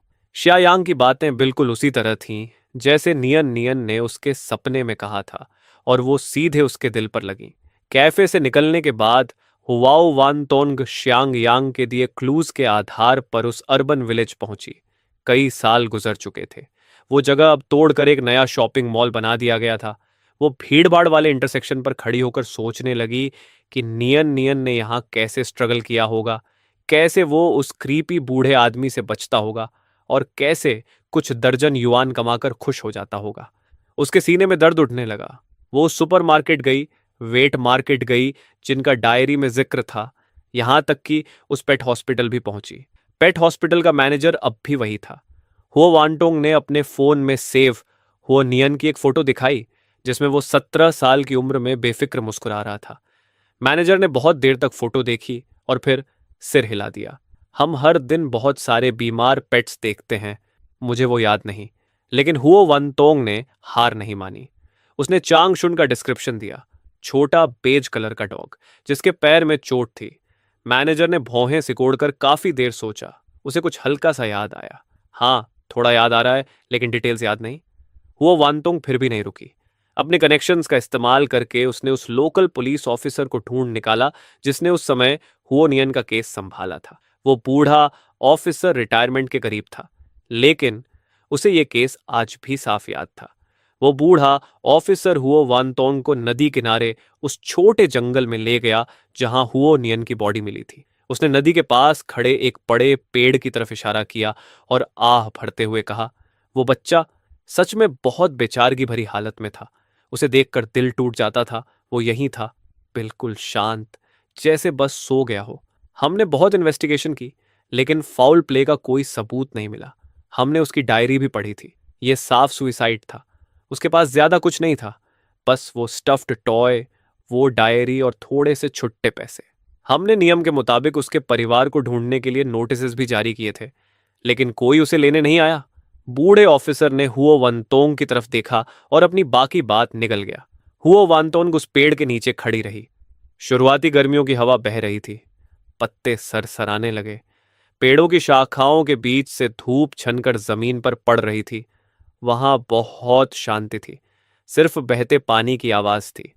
नियन नियन ने अपनी जिंदगी खत्म करने के लिए यही जगह चुनी थी। क्या इसलिए क्योंकि उसे यहां मॉम और डैड के करीब महसूस होता था?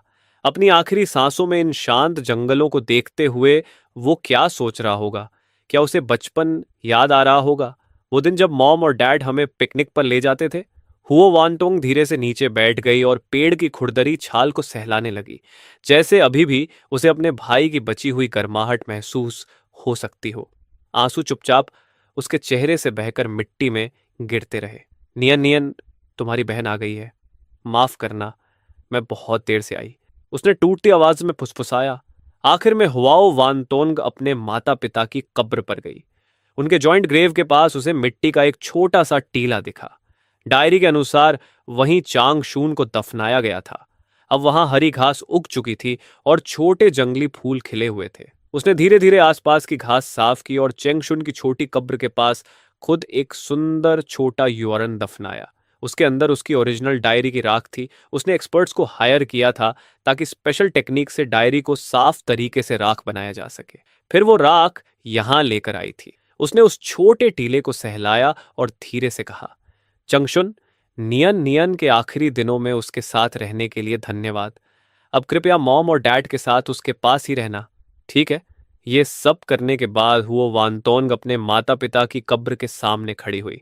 टम स्टोन पर उनकी दयालु तस्वीरों को देखकर उसने गहराई से 3 बार झुककर प्रणाम किया। उसकी आवाज शांत लेकिन मजबूत थी।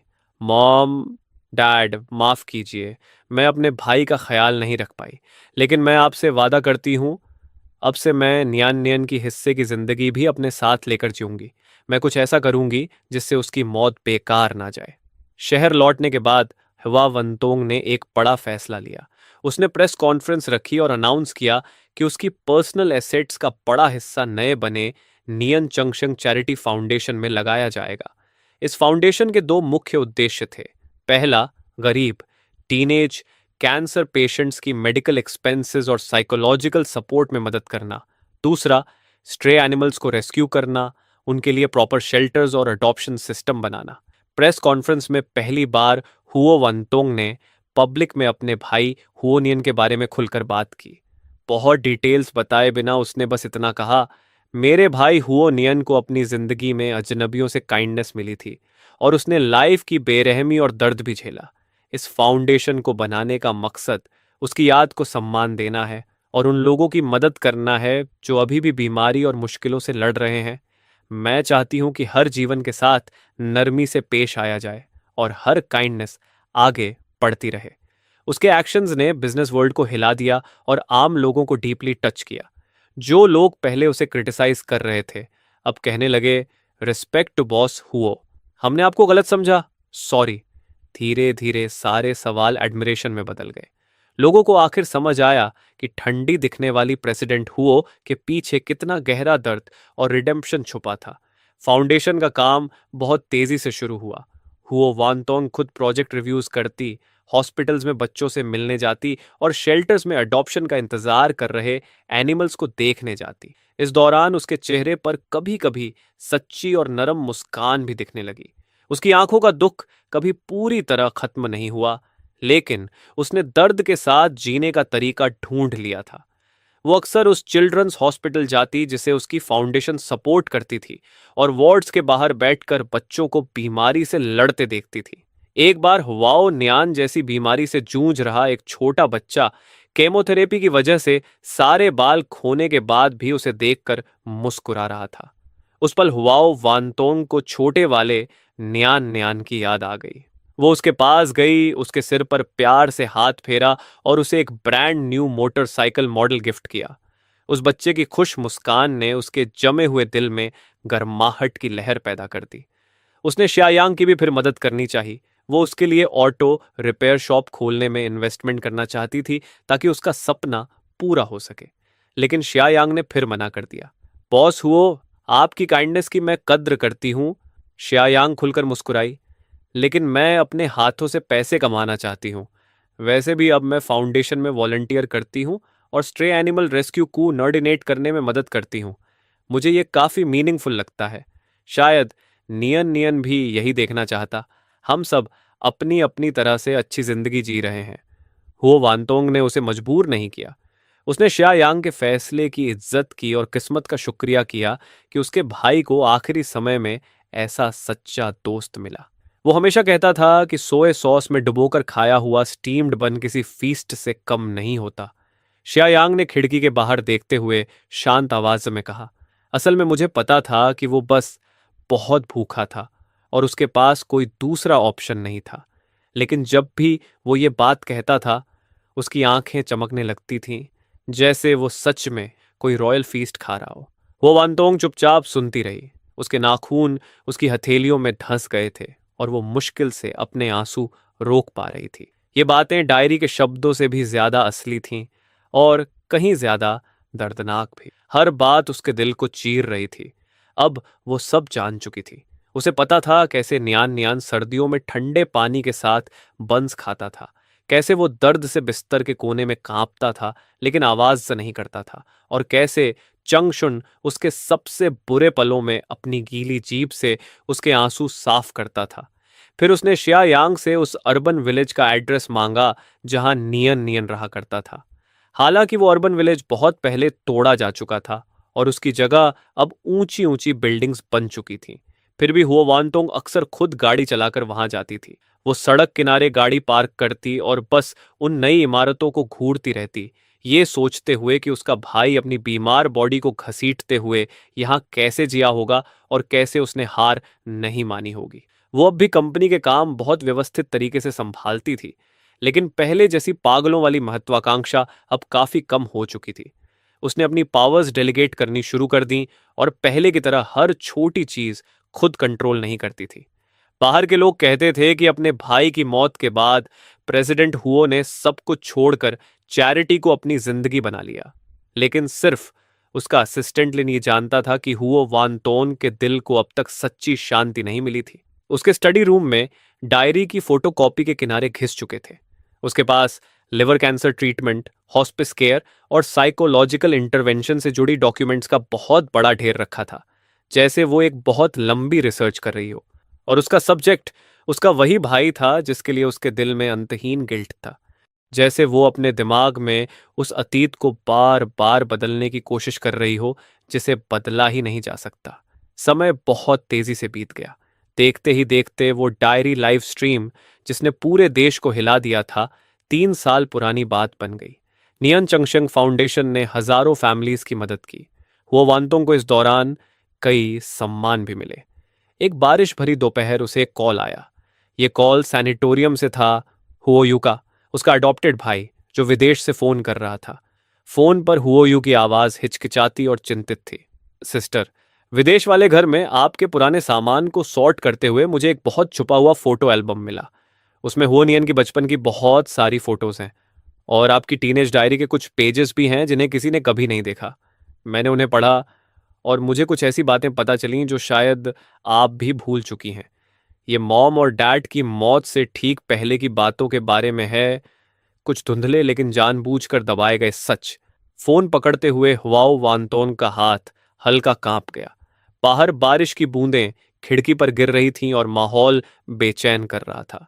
उसने हुआओ यू से कहा कि वो सारी चीजें उसे भेज दे। कुछ दिनों बाद पैकेज आ गया। फोटो एल्बम के साथ कुछ पीले पड़े पेजेस भी थे। ये हुओ वानटोंग की टीनेज नोट्स थीं। उसकी हैंडराइटिंग बिखरी हुई थी, जिससे साफ था कि उस समय वो बहुत इमोशनल थी। उसमें लिखा था कि मॉम और डैड के कार एक्सीडेंट से एक रात पहले घर में बहुत बड़ा झगड़ा हुआ था। झगड़ा कंपनी के एक बड़े डिसीजन को लेकर था। उसके फादर रिस्की गैम्बल लेना चाहते थे और उसकी मदर उनका सपोर्ट कर रही थी, लेकिन टीनेज हुओ वानटोंग इसका जोरदार विरोध कर रही थी। आप लोग ऐसे हम सबको बर्बाद कर दोगे। उसकी डायरी गुस्से, डर और रिजेंटमेंट से भरी हुई थी। आखिरी लाइन थी, अगर ये फैमिली कभी टूट गई तो पूरी गलती उन्हीं की होगी। समय के नीचे दबे ये शब्द जंग लगी चाबी की तरह थे, जिन्होंने हुआओ वानतोन की यादों के बंद दरवाजे को जबरदस्ती खोल दिया। वो अपनी चेयर पर गिर पड़ी और ठंडे पसीने से भीग गई। उसे आखिरकार याद आ गया, जिस दिन उसके पेरेंट्स का एक्सीडेंट हुआ था, वो पिछली रात हुए झगड़े की वजह से इतनी नाराज थी कि उन्हें विदा करने तक नहीं गई थी। और इतने सालों तक गहरे दुख और गिल्ट ने उसे इस मेमोरी को दबाने पर मजबूर कर दिया। उसे सिर्फ ये याद था कि उसके पेरेंट्स उससे कितना प्यार करते थे और वो खुद कितनी हेल्पलेस थी। तो जब नियन नियन अपनी बीमारी झेल रहा था, मेरे सबकॉन्शियस में मॉम और डैड की मौत का गिल्ट भी दबा हुआ था। मैं हमेशा सोचती रही कि नियन नियन का जाना मेरी निकम्मी होने की सजा है। मैंने कभी नहीं सोचा था कि ये शायद उन कठोर शब्दों की भी सजा हो सकती है जो मैंने उस रात कहे थे। ये नया गिल्ट उसे लगभग पूरी तरह तोड़ गया। उसने खुद को पूरे 2 दिन स्टडी रूम में बंद रखा। जब वो बाहर निकली तो उसने लिनयी से कहा, लिनयी, मैं नियन नियन, चंगशुन और मॉम डैड से मिलने जाना चाहती हूँ। कब्रिस्तान में नियन नियन और चंगशुन की जॉइंट ग्रेव उसके माता पिता की कब्र के पास ही थी। ये बाद में उसी ने अरेंज कराया था। फोटो में लड़का अब भी पहले की तरह चमकती मुस्कान के साथ मुस्कुरा रहा था। चंगशुन उसके पैरों के पास आज्ञाकारी तरीके से बैठा था। हुओ वनतोंग ने ब्लैक ट्रेंच कोट पहना हुआ था और वो बारिश में बिना छतरी के खड़ी थी। वो टूम्बस्टोन की फोटो को बहुत देर तक देखती रही, फिर धीरे धीरे घुटनों के बल बैठ गई। वो रोई नहीं। उसने बस अपनी उंगलियों से फोटो पर गिरी बारिश की बूंदों को धीरे से साफ किया। नियान नियन, मुझे लगता है अब मैं कुछ समझ पाई हूं। मैं हमेशा सोचती थी कि मैं अच्छी नहीं थी, इसलिए मैंने तुम्हें खो दिया। लेकिन अब लगता है हमारी फैमिली की किस्मत बहुत पहले ही मुश्किल रास्ते पर चली गई थी। डैड का रिस्क लेना, मॉम का उनका साथ देना, मेरा उस समय बहुत जिद्दी होना, और फिर तुम्हारी बदकिस्मत बीमारी, ये सब मिलकर यहां तक पहुंचा। उसकी आवाज कांप गई। तुम्हारी सिस्टर गलत थी, बहुत गलत। मैं गलत थी क्योंकि मैंने बचपन में वो भयानक बातें कहीं। मैं गलत थी क्योंकि इतने सालों तक खुद को साबित करने में लगी रही और तुम्हारी एक्टिंग को समझ नहीं पाई। मैं गलत थी क्योंकि सच जानने के बाद मैंने खुद को ही सजा दी और लगभग तुम्हारी आखिरी इच्छा भूल गई। तुम चाहते थे कि मैं पूरी जिंदगी खुश रहूं। पहले मुझे लगता था यह नामुमकिन है। तुम्हारे बिना मैं खुश कैसे रह सकती हूं? ये कहकर वो रुक गई। बारिश का पानी उसके बालों से बहता हुआ उसके आंसुओं में मिल गया। लेकिन अब मैं कोशिश करना चाहती हूँ। मैं तुम्हारे लिए ये सब जारी रखूंगी। मैं नियन चंगशंग फाउंडेशन के जरिए तुम्हारे जैसे और बच्चों की मदद करूंगी। मैं कंपनी को अच्छे से चलाऊंगी और उसे ऐसी जगह बनाऊंगी जो और लोगों की मदद करे। मैं अपनी मौजूदा जिंदगी को भी सच में एक्सेप्ट करने की कोशिश करूंगी, जिसमें हुओ यू भी शामिल है। उस बच्चे की जिंदगी भी आसान नहीं रही। नियन नियन, शायद मैं खुद को कभी पूरी तरह माफ नहीं कर पाऊंगी, लेकिन मैं तुमसे वादा करती हूँ, अब मैं अतीत में दफन होकर नहीं जीऊंगी। मैं तुम्हारी याद को अपने साथ लेकर ईमानदारी से अच्छी जिंदगी जीऊंगी। शायद तुम भी यही देखना चाहते हो, है ना? वो झुक गई और अपना माथा ठंडे टूम्बस्टोन से लगा दिया, जैसे जिंदगी और मौत के उस पार से कोई जवाब महसूस करना चाहती हो। धीरे धीरे बारिश रुक गई। बादलों के बीच से धूप की एक हल्की किरण निकली और कब्रिस्तान पर पड़ी, ठीक उन सफेद क्राइसेंथेमम्स पर जो वो अब भी रख कर गई थी। फूलों पर जमी पानी की बूंदें चमकने लगीं। हुओ वानतोन खड़ी हुई, अपने भाई की फोटो को आखिरी बार देखा, फिर मुड़कर चल दी। उसके कदम आते वक्त जितने भारी थे, अब उतने नहीं थे। वो अब भी धीमे थे, लेकिन उनमें पहले से ज्यादा स्थिरता थी। कब्रिस्तान के पास पाइन ट्रीज के बीच से हवा गुजरी और धीमी सरसराहट हुई, जैसे कोई आ हो या फिर राहत की फुसफुसाहट। लगता है कहानी यहीं खत्म हो सकती थी। माफी, रिडेम्पशन और घावों के बावजूद आगे बढ़ते रहने की कहानी। हुओ वानतोंग की जिंदगी आखिरकार अपने सबसे दर्दनाक और दुखद चैप्टर को पार कर चुकी थी और अब उसने अपनी जिंदगी का नया चैप्टर लिखना शुरू कर दिया था। उस चैप्टर में शायद अब भी गहरी यादें और तड़प होती, लेकिन धीरे धीरे उसमें उसकी अपनी शांति की रोशनी भी आने लगी। हुआओ वानतोन की लाइफ धीरे धीरे बदलने लगी। वो अब भी बहुत बिजी रहती थी, लेकिन अब वो खुद को सजा देने वाली पागलों जैसी भाग दौड़ नहीं रही। उसने रेगुलर थेरेपी लेना शुरू किया ताकि वो अपने पेरेंट्स की मौत, हुओ नियन को लेकर अपनी ओवर प्रोटेक्टिवनेस और बाद में हुए गिल्ट जैसी गहरी इमोशंस का सामना कर सके। ये प्रोसेस आसान नहीं था। इसमें इंसोम्निया, मूड स्विंग्स और कई इमोशनल ब्रेकडाउन्स भी थे, लेकिन उसने सब झेला। हुओयू के साथ उसका रिश्ता भी एक नए मोड़ पर पहुंचा। पुराना फोटो एल्बम और डायरी पेजेस मिलने के बाद उसने खुद हुओयू को एक लंबी ओवरसीज कॉल की। उसने पुरानी उलझनों को ज्यादा एक्सप्लेन नहीं किया। उसने बस उसे दिल से थैंक यू कहा, क्योंकि उसी ने उसे उसकी भूली हुई सच्चाई का एक हिस्सा वापस दिया था। उसने हुओ यू से कहा कि अब वो समझती है कि उसने कितनी दूरी और इनसिक्योरिटी महसूस की होगी। उसने साफ कहा कि खून का रिश्ता हो या ना हो, अब वो फैमिली हैं और वो उसके साथ एक सच्चा रिश्ता बनाना चाहती है। अपना ख्याल रखना, सिस। नियन चंगशंग फाउंडेशन उसकी लगातार इन्वेस्टमेंट और प्रोफेशनल मैनेजमेंट के साथ और बड़ा होता गया। अब वो सिर्फ फाइनेंशियल एड से संतुष्ट नहीं थी। उसने प्रोफेशनल मेडिकल सोशल वर्कर्स की टीम्स बनानी शुरू की ताकि बेनिफिशियरीज को साइकोलॉजिकल सपोर्ट और हॉस्पिस केयर भी मिल सके। फाउंडेशन की एक एनुअल डिनर इवेंट में एक यंग लड़की, जिसकी मदद फाउंडेशन ने की थी, उसका हाथ पकड़कर रो पड़ी। आंटी हुओ, आपका और ब्रदर हुओ नियन का धन्यवाद। आपने मुझे दूसरी जिंदगी दी। उस पल हुआओ वानतोन के दिल में सिर्फ संतुष्टि नहीं आई, बल्कि एक अजीब सी शांति आई, जैसे नियन नियन किसी और तरीके से अब भी जिंदा हो। वो अब भी कब्रिस्तान जाती थी, लेकिन अब हर बार दुख में टूट नहीं जाती थी। कभी वो नियन नियन के पसंदीदा सनफ्लावर्स लेकर जाती, कभी बस चुपचाप बैठकर फाउंडेशन की अपडेट्स बताती, कभी कंपनी की प्रॉब्लम्स की शिकायत करती, ठीक वैसे जैसे उसका भाई अब भी सुन रहा हो। एक बार तो उसने चंगशुन की छोटी कब्र पर एक नया टॉय भी रखा और मुस्कुराकर कहा, चंगशुन, उसका ध्यान रखना।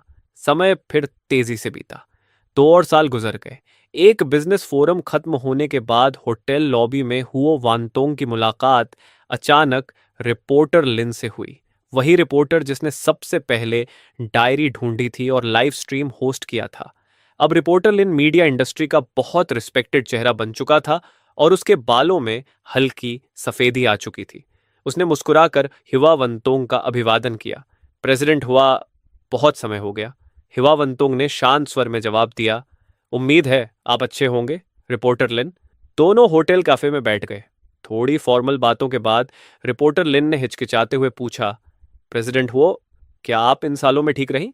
हुआओ वनटोंग ने कॉफी को धीरे धीरे हिलाते हुए बाहर की भीड़ भाड़ भरी सड़क की तरफ देखा और बोली, पूरी तरह ठीक नहीं, लेकिन पूरी तरह बुरी भी नहीं। मैंने खुद के साथ शांति बनाना सीख लिया है और अपने अतीत के साथ जीना भी। शायद यही बड़ा होना कहलाता है। बस इसकी कीमत बहुत ज्यादा थी। उस डायरी ने बहुत लोगों को बदला, मुझे भी। उसने मुझे लाइफ की फ्रैग्रिलिटी और फैमिली बॉन्ड्स का वेट समझाया। मैं हमेशा आपको फॉर्मली थैंक यू कहना चाहती थी, रिपोर्टर लिन ने धीरे से कहा, और मैं आपसे माफी मांगना चाहता था उस तरह सच सामने लाने के लिए। हो वानतोंग ने सिर हिलाया। नहीं, थैंक यू मुझे कहना चाहिए। आपने नियन नियन की आखिरी आवाज मुझ तक पहुंचाई। वो प्रोसेस बहुत दर्दनाक था, लेकिन अगर वो डायरी मेरे पास नहीं आती तो शायद मैं अपनी बनाई हुई झूठी दुनिया में हमेशा जीती रहती। वो उसके साथ सबसे बड़ा अन्याय होता। कुछ पल की चुप्पी के बाद रिपोर्टर लिन ने जैसे फैसला कर लिया। उसने अपने ब्रीफ केस से एक थोड़ा पुराना क्राफ्ट पेपर एनवलोप निकाला और उसकी तरफ बढ़ाया। हुआ वानतोंग थोड़ी कंफ्यूज्ड हो गई। ये क्या है? रिपोर्टर लिन ने धीमी आवाज में कहा, यह हुआओ नियन की चीजों को सॉर्ट करते वक्त मिला था। डायरी के साथ रखा हुआ था। उस समय मुझे लगा टाइमिंग सही नहीं है, इसलिए मैंने इसे अपने पास रखा, लेकिन अब मुझे लगता है कि इसे आपको दे देना चाहिए। हुओ वानतोन का दिल तेज धड़कने लगा। उसने गहरी सांस ली और धीरे से एनवेलप खोला। अंदर कोई लेटर नहीं था, बल्कि एक पुरानी कलर ड्राइंग थी। कागज नोटबुक से फाड़ा गया था और उसके किनारे टेढ़े मेढ़े थे। ड्राइंग में कलर्ड पेंसिल से एक सीन बनाया गया था। नीला साफ आसमान, चमकती धूप और हरी घास। पोनीटेल वाली मुस्कुराती लड़की साफ तौर पर यंग हुओ वानतोंग थी। उसने एक हाथ में छोटे हुओ नियन को पकड़ा हुआ था और दूसरे हाथ में क्रीम कलर का पप्पी चांग शून्य था। उनके पीछे मॉम और डैड खड़े थे, बहुत खुश मुस्कुराते हुए। ड्राइंग के ऊपर बाएं कोने में टेढ़ी मेढ़ी लेकिन बेहद सच्ची हैंडराइटिंग में लिखा था, माई family author Huo Nian wish, I hope my sister is happy forever. Drawing के पीछे और भी छोटी हैंडराइटिंग में एक लाइन लिखी थी। ये बाद में लिखी गई थी और उसकी इंक थोड़ी गहरी थी। Sister, I am sorry and I love you. हुओ वानतोन की आंखें तुरंत आंसुओं से भर गईं। उसे लगा जैसे वो उस दुबले पतले बीमार लड़के को देख रही है, जो अपनी जिंदगी के आखिरी पलों में दर्द सहते हुए कांपते हाथों से एक एक लाइन बनाकर उस रियूनियन को ड्रॉ कर रहा था जिसकी उसे सबसे ज्यादा चाहत थी, लेकिन जो उसे कभी नहीं मिल सकता था। उसके दिल में कोई नफरत नहीं थी, सिर्फ माफी और प्यार था। उसने उस पतले कागज को ऐसे कसकर पकड़ लिया जैसे वो दुनिया की सबसे कीमती चीज हो।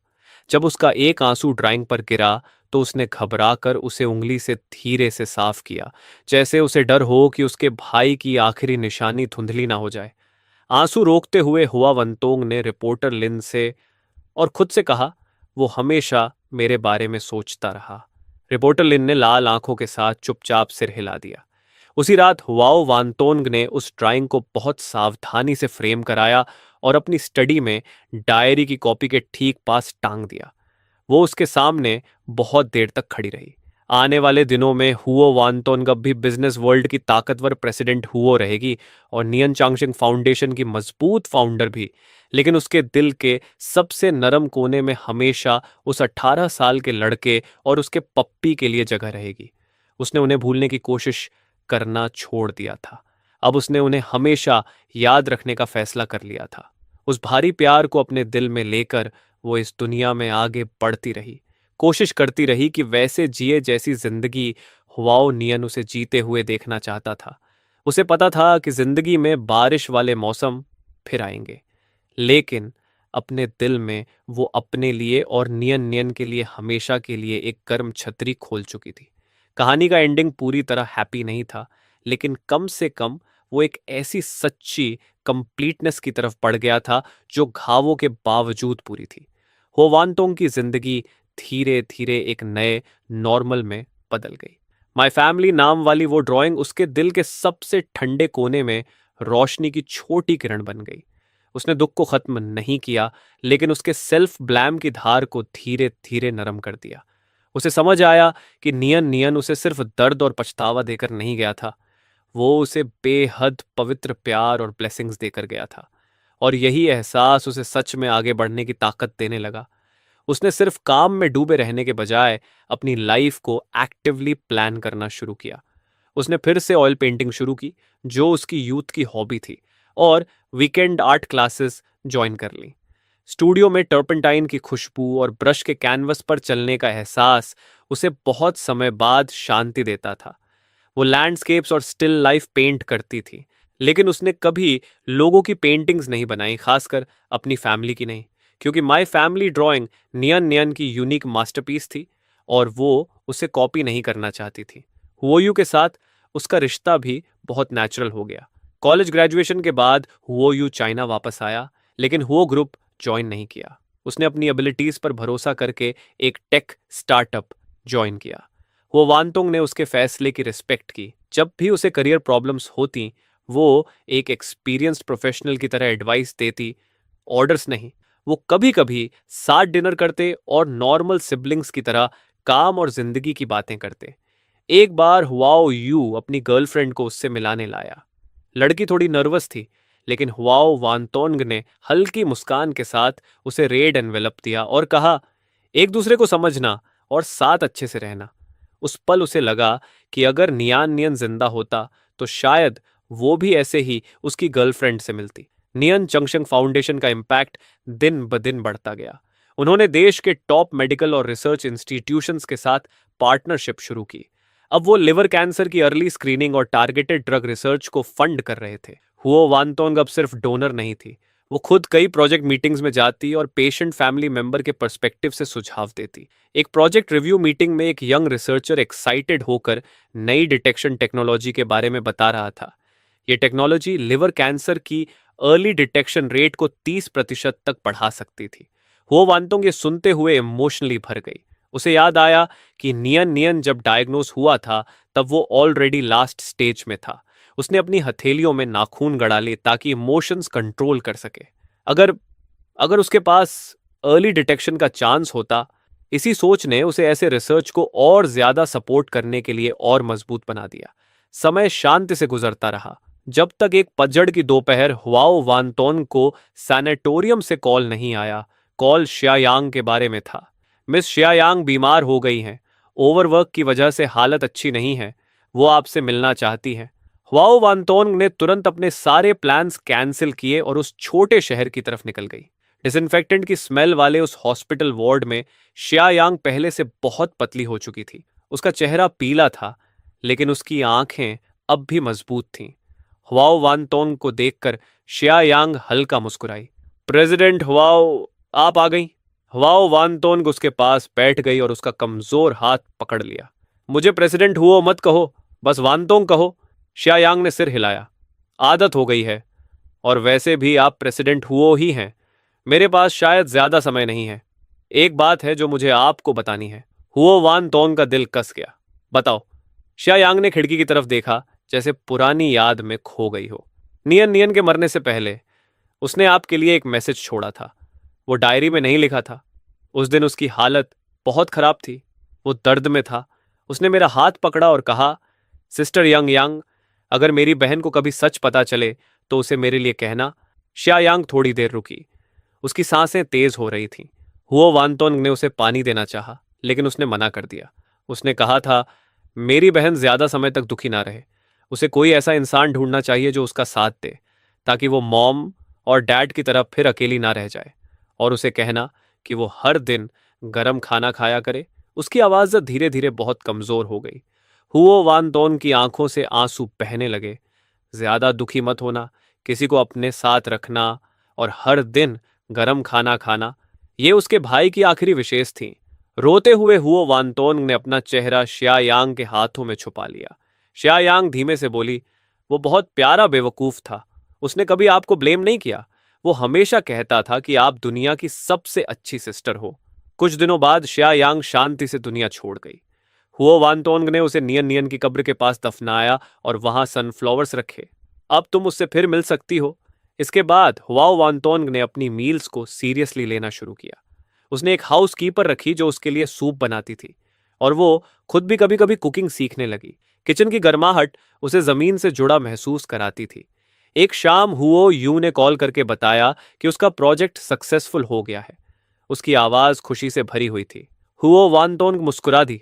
वो स्टडी में गई और माय फैमिली पेंटिंग को देखा। इस बार वो नहीं रोई। उसने बस धीरे से कहा, मैं अच्छी जिंदगी जीऊंगी और तुम्हारे प्यार को अपने साथ लेकर आगे बढ़ूंगी। वो अब भी कब्रिस्तान जाती थी, लेकिन अब ऐसा लगता था जैसे वो पुराने दोस्तों से मिलने जा रही हो। वो कभी चाय लेकर जाती और अपनी लाइफ की बातें करती। उसने पेंटिंग को स्टडी से हटाकर अपने बेडरूम में रख लिया, ताकि उसे हर दिन याद रहे कि प्यार अब भी उसके आसपास है। नियन चंगशंग फाउंडेशन ने लाखों लोगों की मदद की। उनकी अर्ली स्क्रीनिंग प्रोग्राम ने काउंटलेस जिंदगियां बचाईं। हर बार जब वो ऐसी खबर सुनती, उसके दिल का पछतावा थोड़ा और हल्का हो जाता। एक इंटरनेशनल चैरिटी फोरम में किसी ने कहा कि नियन चांगशेंग में गहरी ईस्टर्न फिलॉसफी है, डिपार्टेड लोगों को याद करके जीवन को और कीमती समझना। हुओ वानतोंग शांति से मुस्कुराई। हाँ, यही अब मेरी जिंदगी का रास्ता बन चुका है। हुओ यू का सक्सेसफुल प्रोजेक्ट उसे टेक वर्ल्ड का राइजिंग स्टार बना चुका था। वो अपनी गर्लफ्रेंड लिन वे को उससे मिलाने लाया। लिन वे ने जो ब्रेस्ड पोक बनाया, उसमें उनकी माँ की रेसिपी की झलक थी। हुओ वांतों के दिल में अचानक गर्माहट भर गई। देखते ही देखते 10 साल गुजर गए। हुओ वांतों के बालों में हल्की सफेदी आ गई थी और उसकी आंखें पहले से भी ज्यादा शांत हो चुकी थीं। धीरे धीरे हुआ वंतोंग ने कंपनी मैनेजमेंट से खुद को पीछे करना शुरू कर दिया। अब वो सिर्फ स्ट्रैटेजी और चैरिटी पर फोकस करती थी, और उसने अपने गार्डन को सनफ्लावर्स और वाइट क्रिसैंथेमम से भर दिया। जब एक डॉक्यूमेंटरी डायरेक्टर ने उससे कांटेक्ट किया और नियन चंगशंग की कहानी पर डॉक्यूमेंटरी बनाना चाहा, तो उसने काफी सोचने के बाद हाँ कहा, लेकिन एक शर्त रखी, सब कुछ पूरी तरह ऑथेंटिक होना चाहिए। फोकस उसकी पर्सनल ट्रेजेडी नहीं बल्कि फाउंडेशन के काम पर होना चाहिए। कैमरा के सामने वो शांत और कंपोज्ड दिखती थी, लेकिन जब भी फाउंडेशन की बात होती, उसकी आंखों में चमक आ जाती। डायरेक्टर ने पूछा, आप अपने अतीत के अंधेरे से कैसे बाहर निकली? हुआ वांतोंग हल्का मुस्कुराई और बोली, आप उससे बाहर नहीं निकलते, आप उसे अपने साथ लेकर जीना सीखते हैं। जिन लोगों से हम प्यार करते हैं, वो हमेशा हमारा हिस्सा बन जाते हैं। नियन चंगशेंग उसी लॉन्गिंग को लेकर जिंदगी के लिए और पॉसिबिलिटीज बनाने का नाम है। डॉक्यूमेंट्री ने लोगों के दिलों को गहराई से छू लिया। उसकी कहानी टूट जाने के बाद खुद को फिर से बनाने की मिसाल बन गई। हुओ यू की शादी में वो स्टेज पर खड़े नए कपल को देख रही थी। फिर उसकी नजर उस खाली सीट पर गई जो नियन नियन के लिए छोड़ी गई थी। उसने धीरे से मुस्कुराकर कहा, जो लोग आज यहां नहीं हैं, वो भी हमारी खुशी मना रहे होंगे। सिस्टर, तुम्हें भी खुश रहना है। समय बीता और हुओ वांतोन ग्रैंड मदर बन गई। अपनी ग्रैंड डॉटर नियन चिंग को गोद में लेकर उसे उसकी आंखों में नियान नियान की झलक दिखती थी। वो स्ट्रोलर धकेलते हुए उसे सनफ्लावर गार्डन में घुमाती और कहती, देखो, ये तुम्हारे ग्रेट अंकल और चंगशुन हैं। वो तुमसे बहुत प्यार करते हैं। जब नियन चिंग 3 साल की हुई, उसने साफ आवाज में कहा, ग्रैंड माँ। उसकी मीठी आवाज ने हुओ वांतोंग के दिल को गर्माहट से भर दिया। हुओ वांतोंग उसे फेरी टेल्स पढ़कर सुनाने लगी, लेकिन उसने कभी उस भारी दर्द वाले नाम को बोझ की तरह नहीं दोहराया। हुओ ग्रुप इंडस्ट्री बेंचमार्क बन चुका था और नियन चांगशेंग फाउंडेशन लगातार फल फूल रहा था। वो पूरी तरह पीछे हट गई और अपना समय गार्डन संभालने में बिताने लगी, फूलों को खिलते और मुरझाते हुए देखती हुई। एक रात नियन चिंग ने आसमान की सबसे चमकदार स्टार की तरफ इशारा करके पूछा, ग्रैंड माँ, वो स्टार इतना ब्राइट क्यों है?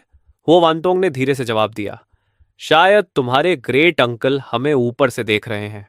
अपने 70वें बर्थडे पर हुओ यू ने उसे एक हैंडमेड फोटो एल्बम गिफ्ट किया। पहले पेज पर नियन चिंग की बनाई हुई ड्राइंग थी, जिसका नाम था माय फैमिली।